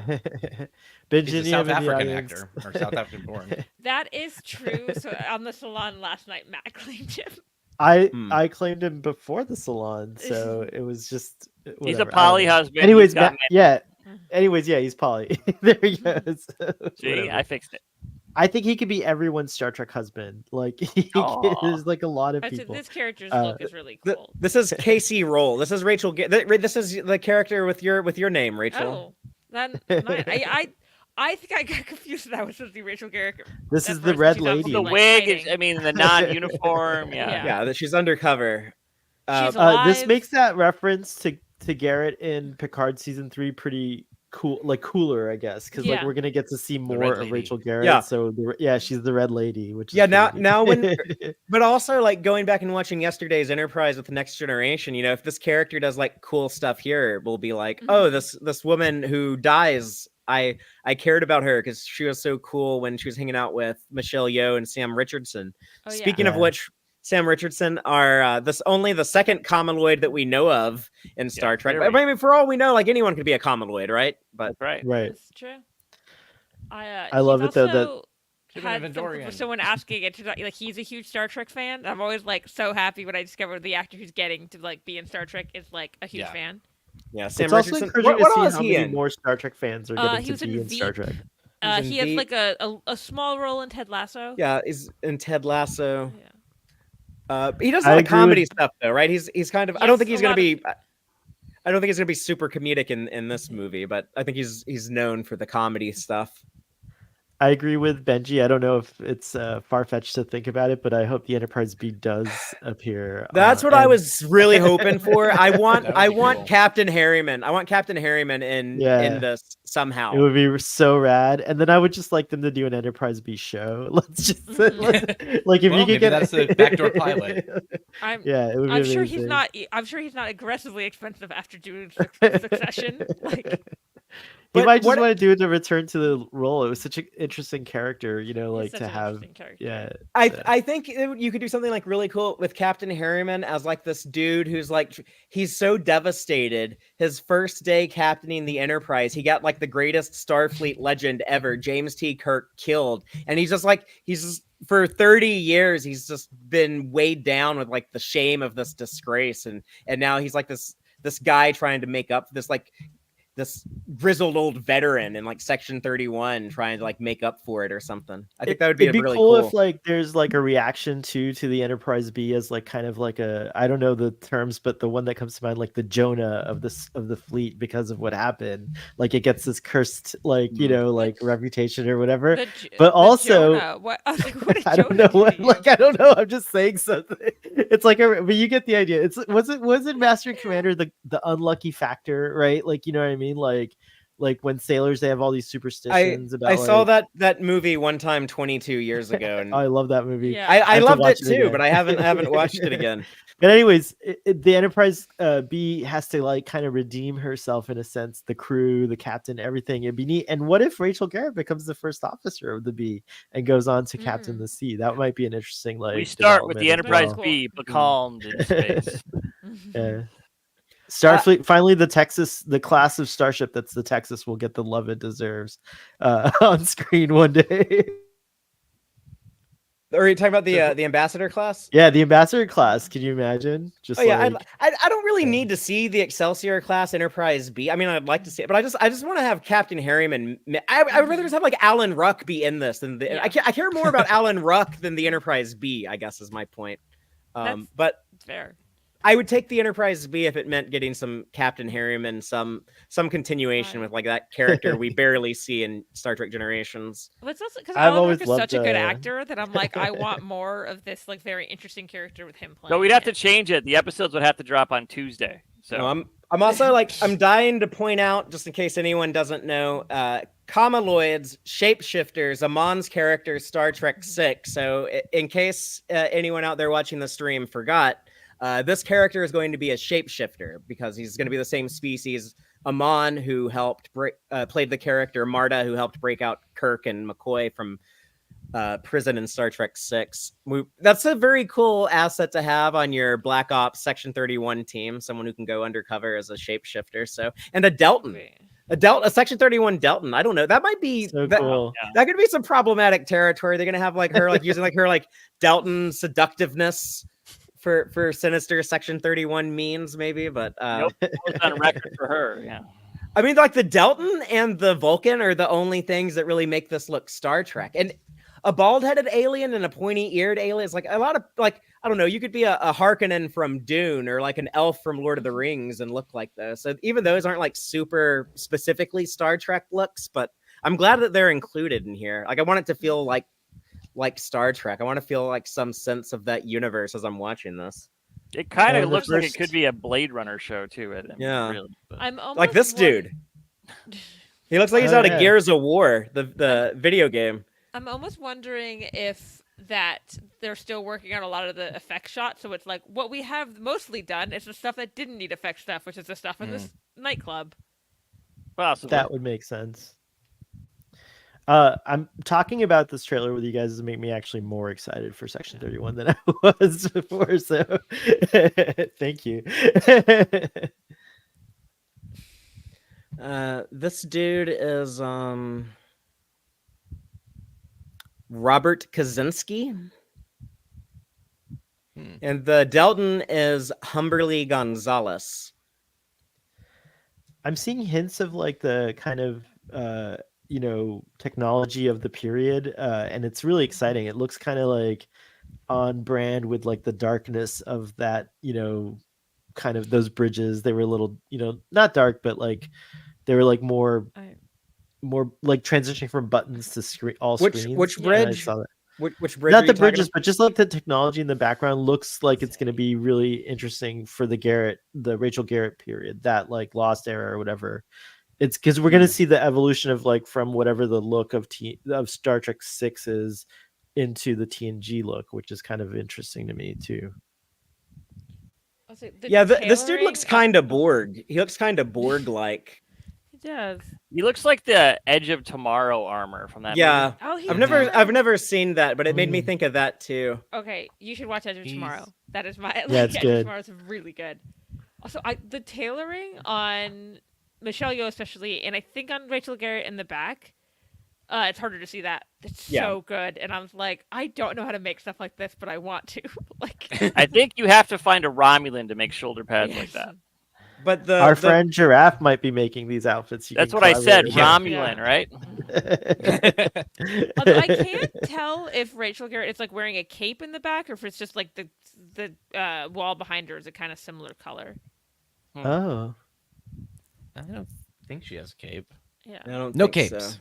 so. They had Yeah, that there's- "We're in Mexico" filter too, so I don't know. Yeah. About that. Or LA, depending on how they want to do Yeah. it. Yeah. I do think it would be funny for me to cosplay Rachel Garrett at some point, just because her name is Rachel. There you go. Rachel of- Bloom Garrett. Find out that's her middle name. A lot of action, a lot of people trying to look cool in black leather jackets like the Matrix, which isn't necessarily a bad look. look here. What's this? What's going on Is that over a- here? Wow. That actually kind of makes me think of the Franklin in Star Trek Beyond in the Yeah. like, Right, what a was little supposed to bit, be like yeah. early 22nd century. But I mean, for all we know, this is like an old ass ship that they're using that they're repurposing. I think this is that ship we saw in that. I think that might be what this. That's is. how it's implied in the trailer when they cut Yeah. back and forth, and they also show them in like a mine cart or something. Like there's some like it's a very stylized trailer, but I suspect there's like some very like some stylized action sequences and more possible cannibalism. I don't know. We have That was an eye for sure. eyeball eating. I don't know if it was I an eye from like a humanoid species or an eye from like a big cow. It could be No either. more Kelpian eating. It could also just be like something like that's Saru made to now. look like an eye, but it's not. It's like a dessert that just like No, because it's there's an eye. actually It's her. there's a restaurant in I forget where it is, but I saw it on YouTube where they serve like weird looking things that look like a tongue, for example, but it's actually a cake. Like there's like Yeah. just Why? like But you so don't maybe you don't want your Section 31 badass to be like, oh, I don't actually eat eyes. I eat It's like a cake pop. Eye cake. Yeah. yeah, that's true. I mean, Georgia wouldn't have a problem eating a Yeah. human eye. That I doubt that's true. Michelle Yeoh ate an actual eye, but Yeah. But no, I'm just saying. the the Robert Kaczynski guy said he's been a fan of Star Trek since he was old enough to comprehend it. He's like, I'm a hard TNG fan with a close to TOS movies. Star Trek is the guide for my morality. A future signposted beyond the incredible. A future signposted beyond the incredible, fallible, and awful present. So proud to be part of this. And then he says, "Ride of a lifetime. No, I'm not a Borg." oh, cool. Well, thanks That's for pretty letting cool. us know you're not a Borg. Yeah. You kind of looked like one, Yeah. but good I job. have a feeling Robert that's why he Kaczynski. did that.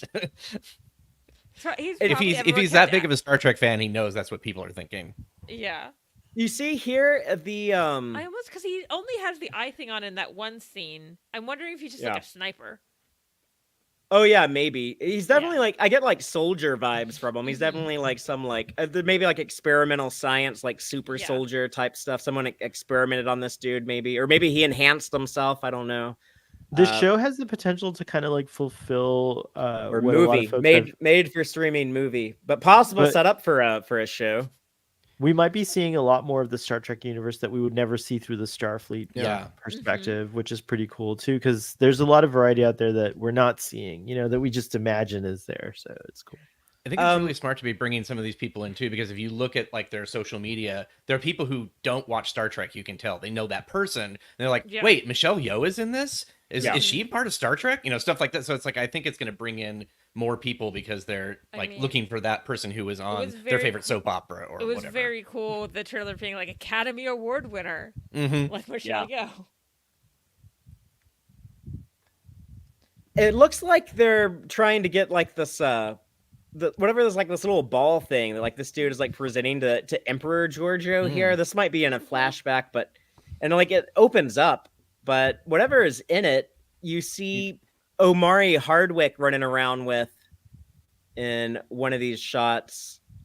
Right. The doors look like Discovery doors behind her, or behind the guy kneeling down. Right here. Oh, yeah. So that might be like the MacGuffin that they're at. They have to go on like some like heist mission or something to retrieve this thing, whatever it is, like some weapon from the mirror universe or maybe something like that. But it's kind of like the ceremonious moment when like this guy like bows down on his knees to present this to the Emperor, and then it opens up, whatever it is. It's a music box. It's the Where were music the- for the nightclub.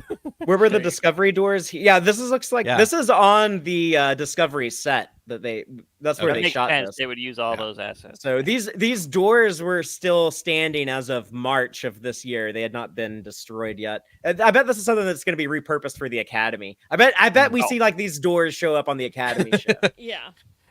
This is future Jorg Yeah. posting. Yeah, he's probably looking at this stuff right now Is that too. graffiti? Wait, that's cool. Go back. That's Oh, neat. it is. I thought at first it was Star Trek graffiti. sculpture, but Oh wow. Where? One right there. there on the On left. the far left. That is graffiti. It could be sculpture, but it sort of looks like graffiti. Yeah. Maybe it's Who both. knows? It's sculptural graffiti. It just takes a lot longer to throw up. Yeah, I just Yeah. like keep them out. I'm sitting here chiseling this. Like, I think there's going to be some definitely like some big action sequences, some big martial arts stuff. I think they'll definitely like utilize some Michelle Yeoh martial The arts fashions action. are incredible. The costume design's Mhm. incredible on this show. Yeah. Can you go Oh. back to that shot, that last shot of Captain Garrett? I mean, whatever should be Lieutenant. It feels like some of these could be like the Indiana Jones / Rocketeer. I you know, love that have, her like, hair. adventure. Like that's Yeah. it's so cool. yeah. Yeah. I'm very I intrigued wanna by this see- I wanna character. see, Oh, like, a look who's in the full- background. It's one of Oh, those. hey. Oh, it's Oh, I missed it's that. a half black, half white dude from Wow. Let That Be Your Last Battlefield. That's awesome. Oh That my is god. awesome. Charon was I the name of gonna their say, parent, is right? Yeah. I want a full shot of this dress. I'm really curious. We got a Charonite. She Karen Wait, has, has- he's So white on the cool. wrong side though. Oh my god. Oh. She has But really, his hair like, is also, it goes all the way to the hair, right? Did they go for the other yeah. guys Yeah. too? I don't remember Yeah.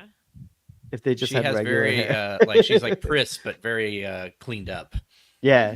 Mhm. She's like they took Pris in and gave her a bath and Is gave her that a just makeover. light shining? Is that just light shining on her, or are they intentionally blurring something out that's supposed to be there that we won't, Oh. that would give away plot stuff? Oh, you mean Um, that bottom middle Yeah. kind of That like feels above? like they're just focused on her to me. Mm. Yeah, I don't No, think the light. I don't just think like they thinking. I don't think they blurred anything. Yeah. Yeah. Okay. This is the moment where she says, "You're a bad bitch," and then Sam Richardson says something like, "We can't trust you with our lives, yet here we are." And Mhm. Giorgio says, "Well, someone's got to keep it lively." Mm-hmm. So that's the vibe they're going for with the Section 31 Michelle Yeoh's movie. just so cool, guys. Yeah, she's really cool. But yeah, but She's the funny too.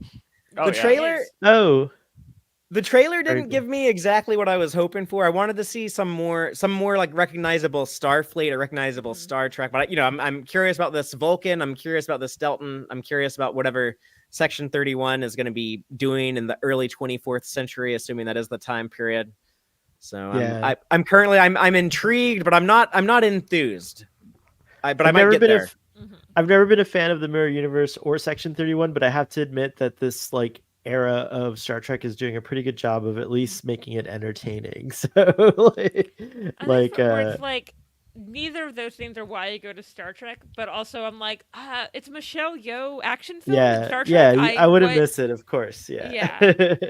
But also it does look like they are making an effort to kind of answer questions. Like there's a lot of questions about Section 31. There's been a lot of questions about the Mirror Universe. And so from a lore building perspective and just like from like the overall understanding They've of how said these they'll address organizations, that. like, They said that they'll address how does the Section 31 presented in Deep Space Nine and the one presented in Discovery fit together. And they said, I don't know if like this movie, but the TV show that Bowie and Erica worked on, they said that they were going to explain it there.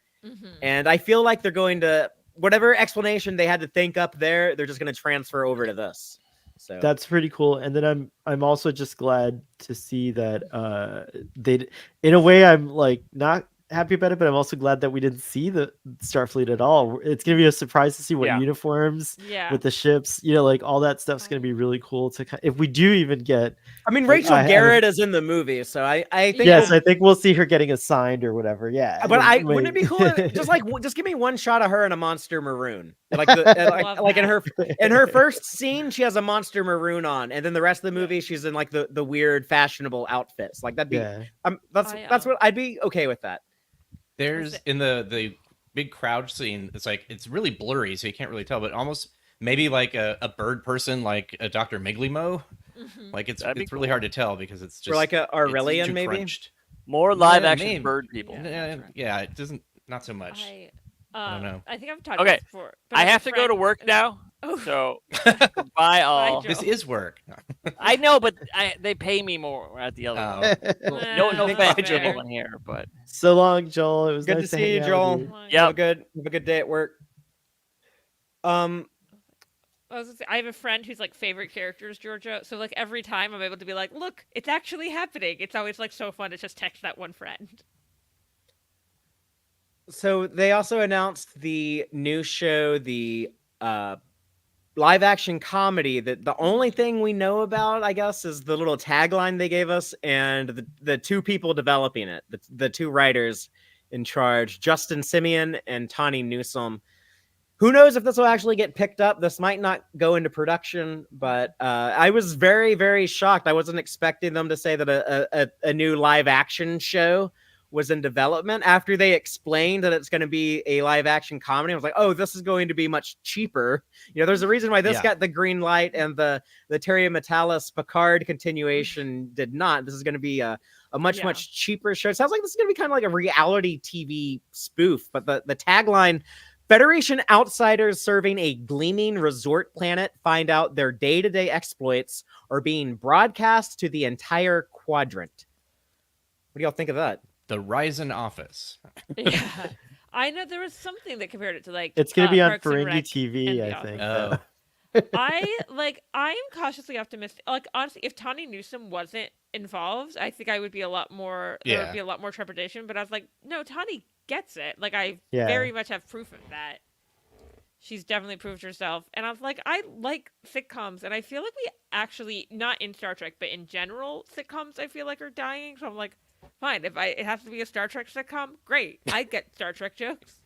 Yeah, I don't watch like any like non-animated comedies, I don't think, that are like from years that begin with a 2. Like all of my sitcoms are from years that begin with a 1. I feel similar to Rachel. I feel like if Tawny Newsome weren't involved, I would be probably just a little more kind of nervous about what it would be. But she's a hardcore fan. If you're worried about it, not like so Tawny being associated with the project makes me very curious and interested in it. Yeah. And they said it was 25th century, right? Yes, it will be in the Mhm. post-Picard 25th century era. So, Ooh. but like the setting is so cool. As a resort, it gives you the option to have anyone from Berman era Star Trek guest star. Like, who would not like go on a vacation? That's You true. know, like Right. That's actually And kind of also, funny.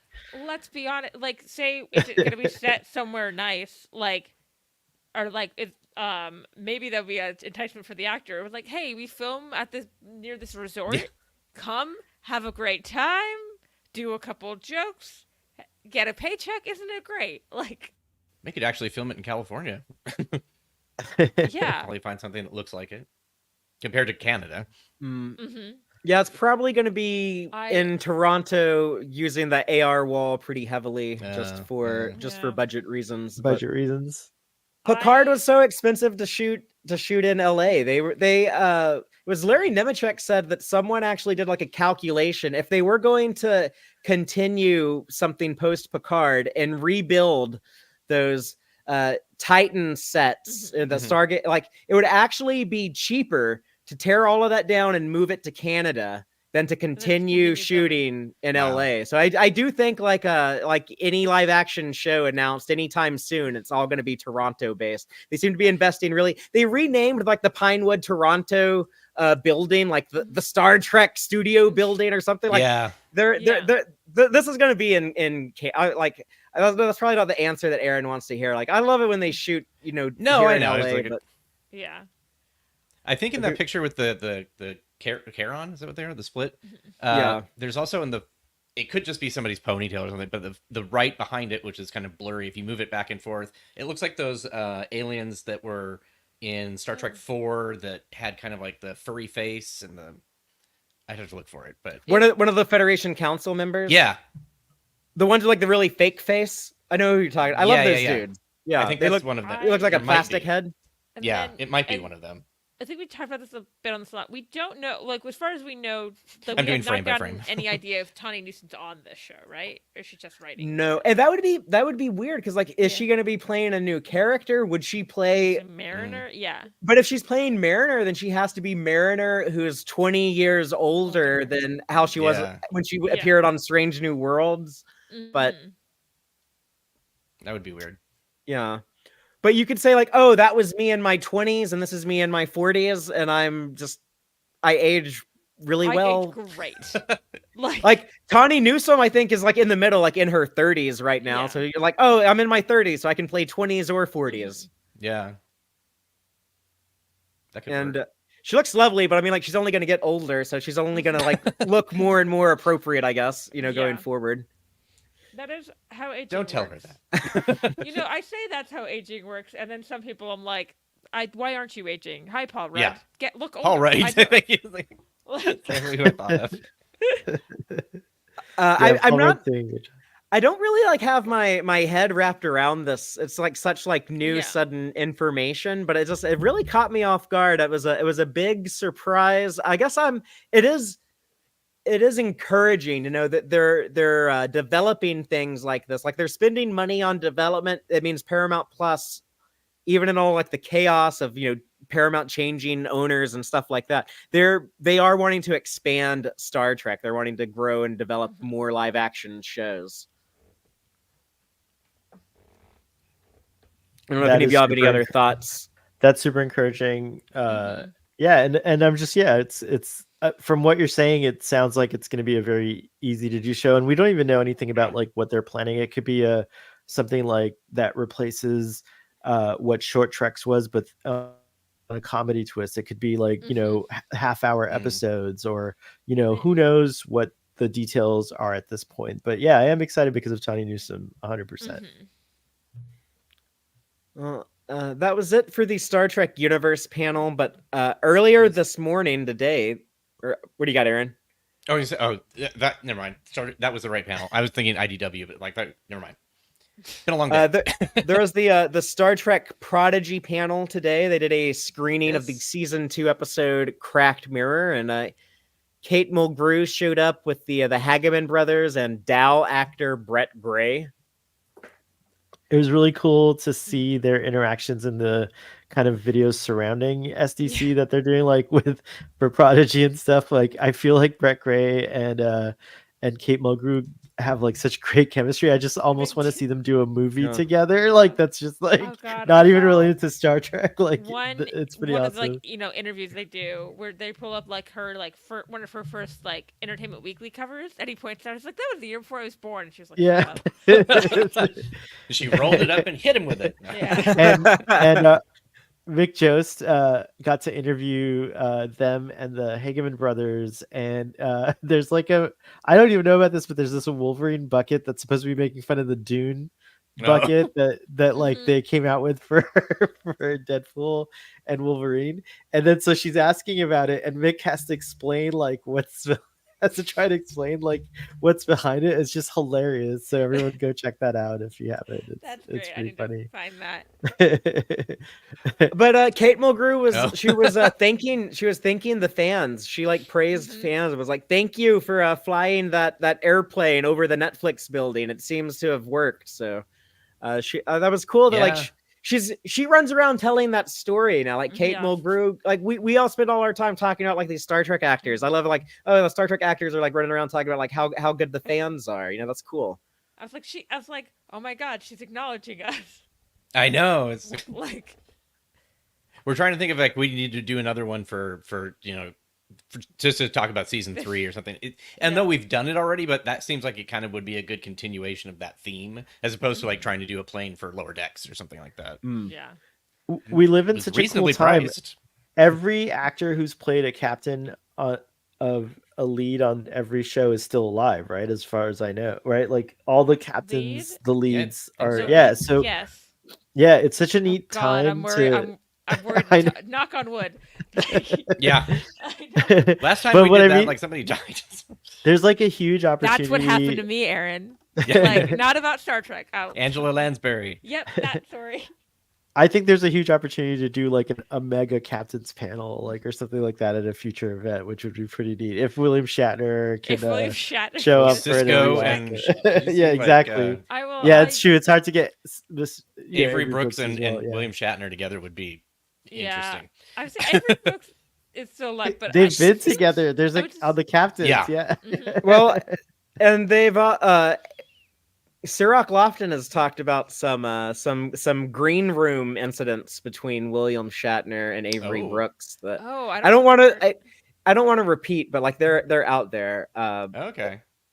But yeah, it sounds like there was some times where like William Shatner might have made like a joke towards Avery Brooks that Avery did not appreciate or something, and but he can be a lot to Gee. deal with too. So William Shatner making some sort of rude comment that is just yeah, so like him. ask Will Wheaton about that. Yeah. But look Ask at this Father news. about- Look at this news. See, I don't care if Shatner's rude to me. I accept. I know that going in. I like. Oh, William yeah. Shatner's gonna be Or rude. like the it's women at every work. Every I got time, lucky. I had a like, great experience with William Shatner. every It was like- time it's like when I'm talking to people who aren't like Trek fans, but they're like, "Isn't William Shatner kind of like a jerk?" And I went, "Yeah, he blocked me on Twitter. Like that's my interaction with Yeah. Shatner."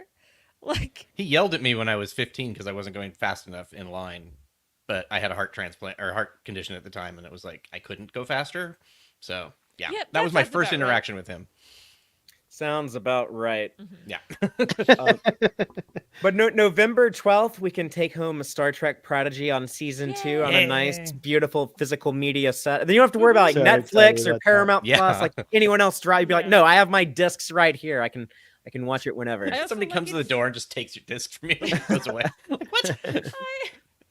And it's available tomorrow on digital, so you can start downloading cool. on like iTunes and whatever, which I totally intend to do because I like to have like a version of it that I could just easily put on wherever I am, and then you know, and then have the physical media. I don't do that for everything, but for Star Trek, especially this show, I care a lot about it. I to assume get the that. special features will not be available till the Blu-ray comes out. Right. Right. Yeah. I think that's what they said. I guess that's true. And a lot of times, at least Apple, they update sometimes your purchase. Like if some like a cooler version of that digital That's version nice. starts being offered, they just automatically put you on that. Like I forget.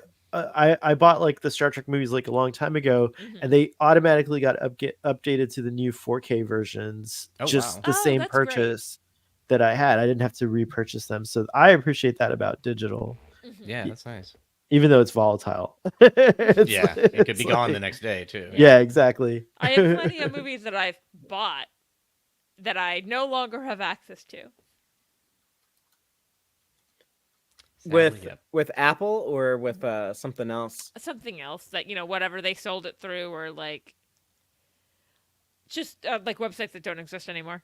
Like, I think with one of the DVDs that we got, or Blu-rays at one of the events, it had like a code for you can get the digital version, and that yeah. worked for like 2 weeks, and then after that it was like it didn't do anything.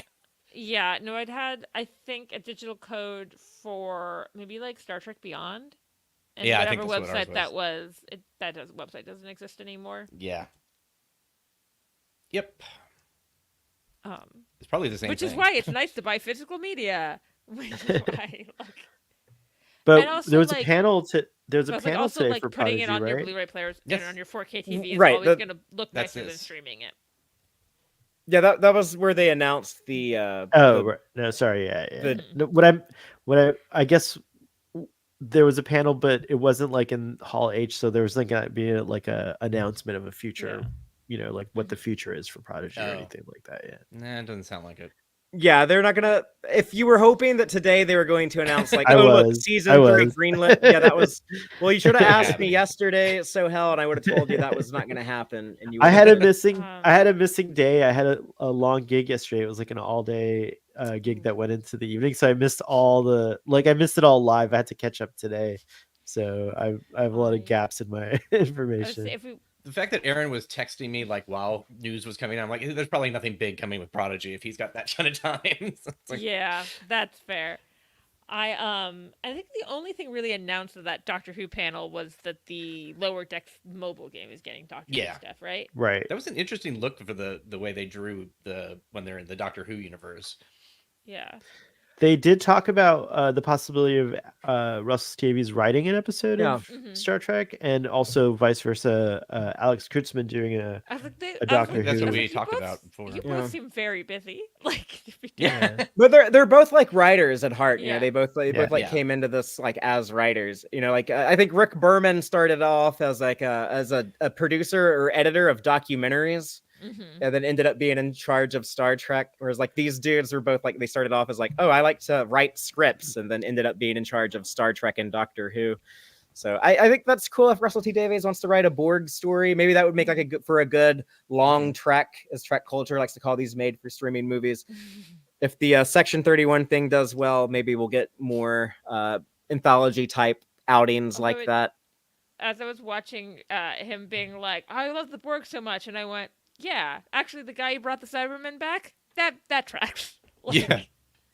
Yeah, no, he's definitely a big fan of the Borg, and probably acknowledges that Star Trek ripped off the Borg from. I'll say that I'll admit that like Star Trek, like if you go watch like the first like true Cyberman episode from the second Mhm. Doctor, one of the Cybermen actually says resistance is futile.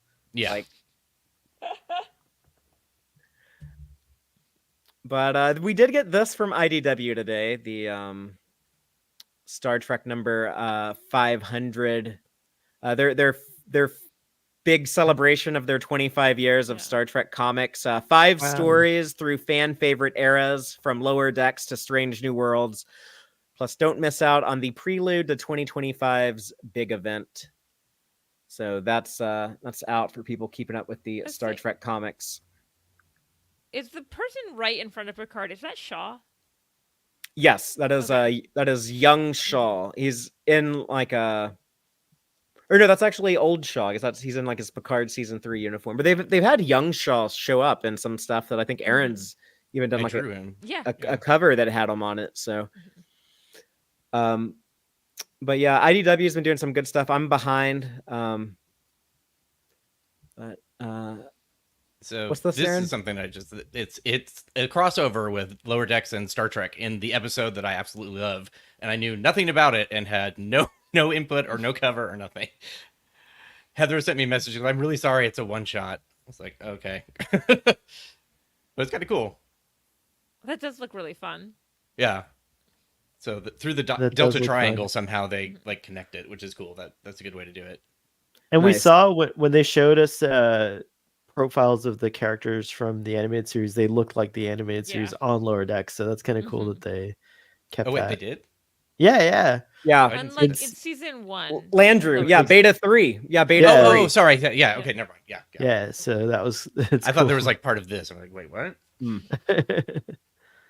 It's interesting. They both have their own look and feel. Mm-hmm. within I the just same love it universe. so Anyway, so I thought that was zoomed kind in of on interesting. Kirk in the view screen. The super zoomed in. Yeah. I mean, this is the easy way to do a crossover like this. I mean, Jesse Gender and I were actually working on a pitch for this, so now I think we're not probably. So, but yeah. Very cool. I'm Yeah. looking forward to that from all the other stuff IDW is doing. But yeah, so I guess that's gonna do it for our San Diego Comic Con stream. But there's It's a lot of news that compared to is a last lot. year. Yeah. So next weekend there's some other convention goodness going around. So I'll be at Star Trek Las Vegas with Joel, who is no longer here, but we plan to be doing a live stream probably Friday from the convention floor. So if anyone wants to, if you're not going to be at Vegas, but you want to check it out from home, make sure that you are subscribed to the Tex-Trek YouTube channel, and you'll be able to see us there in all likelihood on Friday. Otherwise, we'll be back to the usual schedule soon. We have Tex-Trek number 298. That'll be next week on, that's going to be Friday, August 9th. We're going to have our Prodigy season 2 retrospective. Now that we've covered all 20 episodes, we can talk about the whole damn thing as a whole, and then You're approaching the big 300. Yeah, the big Tex-Trek 300, which it's going to be on Friday, September 6th, which we're celebrating as right before Star Trek Day. Yeah, that was almost like intentionally, like if I was going to try to like line that up. But that, for people who haven't heard, that's going to be Dave's final episode as a regular co-host on Tex-Trek. He's going to still appear in the future, I think, just much less in the future frequently. Time traveling. Yeah. So maybe he'll show up like de-aged, and we'll be like, "What the hell? Where have you been, Dave?" And he's like, he said he had to go do like some traveling, like Wesley Crusher at the end of like Journey's End. At the end of Next Generation, he's got to go off with the Native Americans. Then he'll come back in his new like Time Lord form in the future, maybe, or he'll be like Okana and he'll just be like Okana and just like, "Oh, I'm gonna go get help on Noble Isle," and never show up again. Never come back. We had to wait to see him in an alternate universe. Yeah. But should be some fun stuff. But yeah, I'm looking forward to covering all of this Star Trek next year in 2026 and whenever. There's gonna be plenty of Trek for us to talk about in the future. So looking forward to all of that. But I'm gonna go ahead and sign off for the day. But thank you everyone for watching at home. And until next time, as always, live long and prosper, y'all.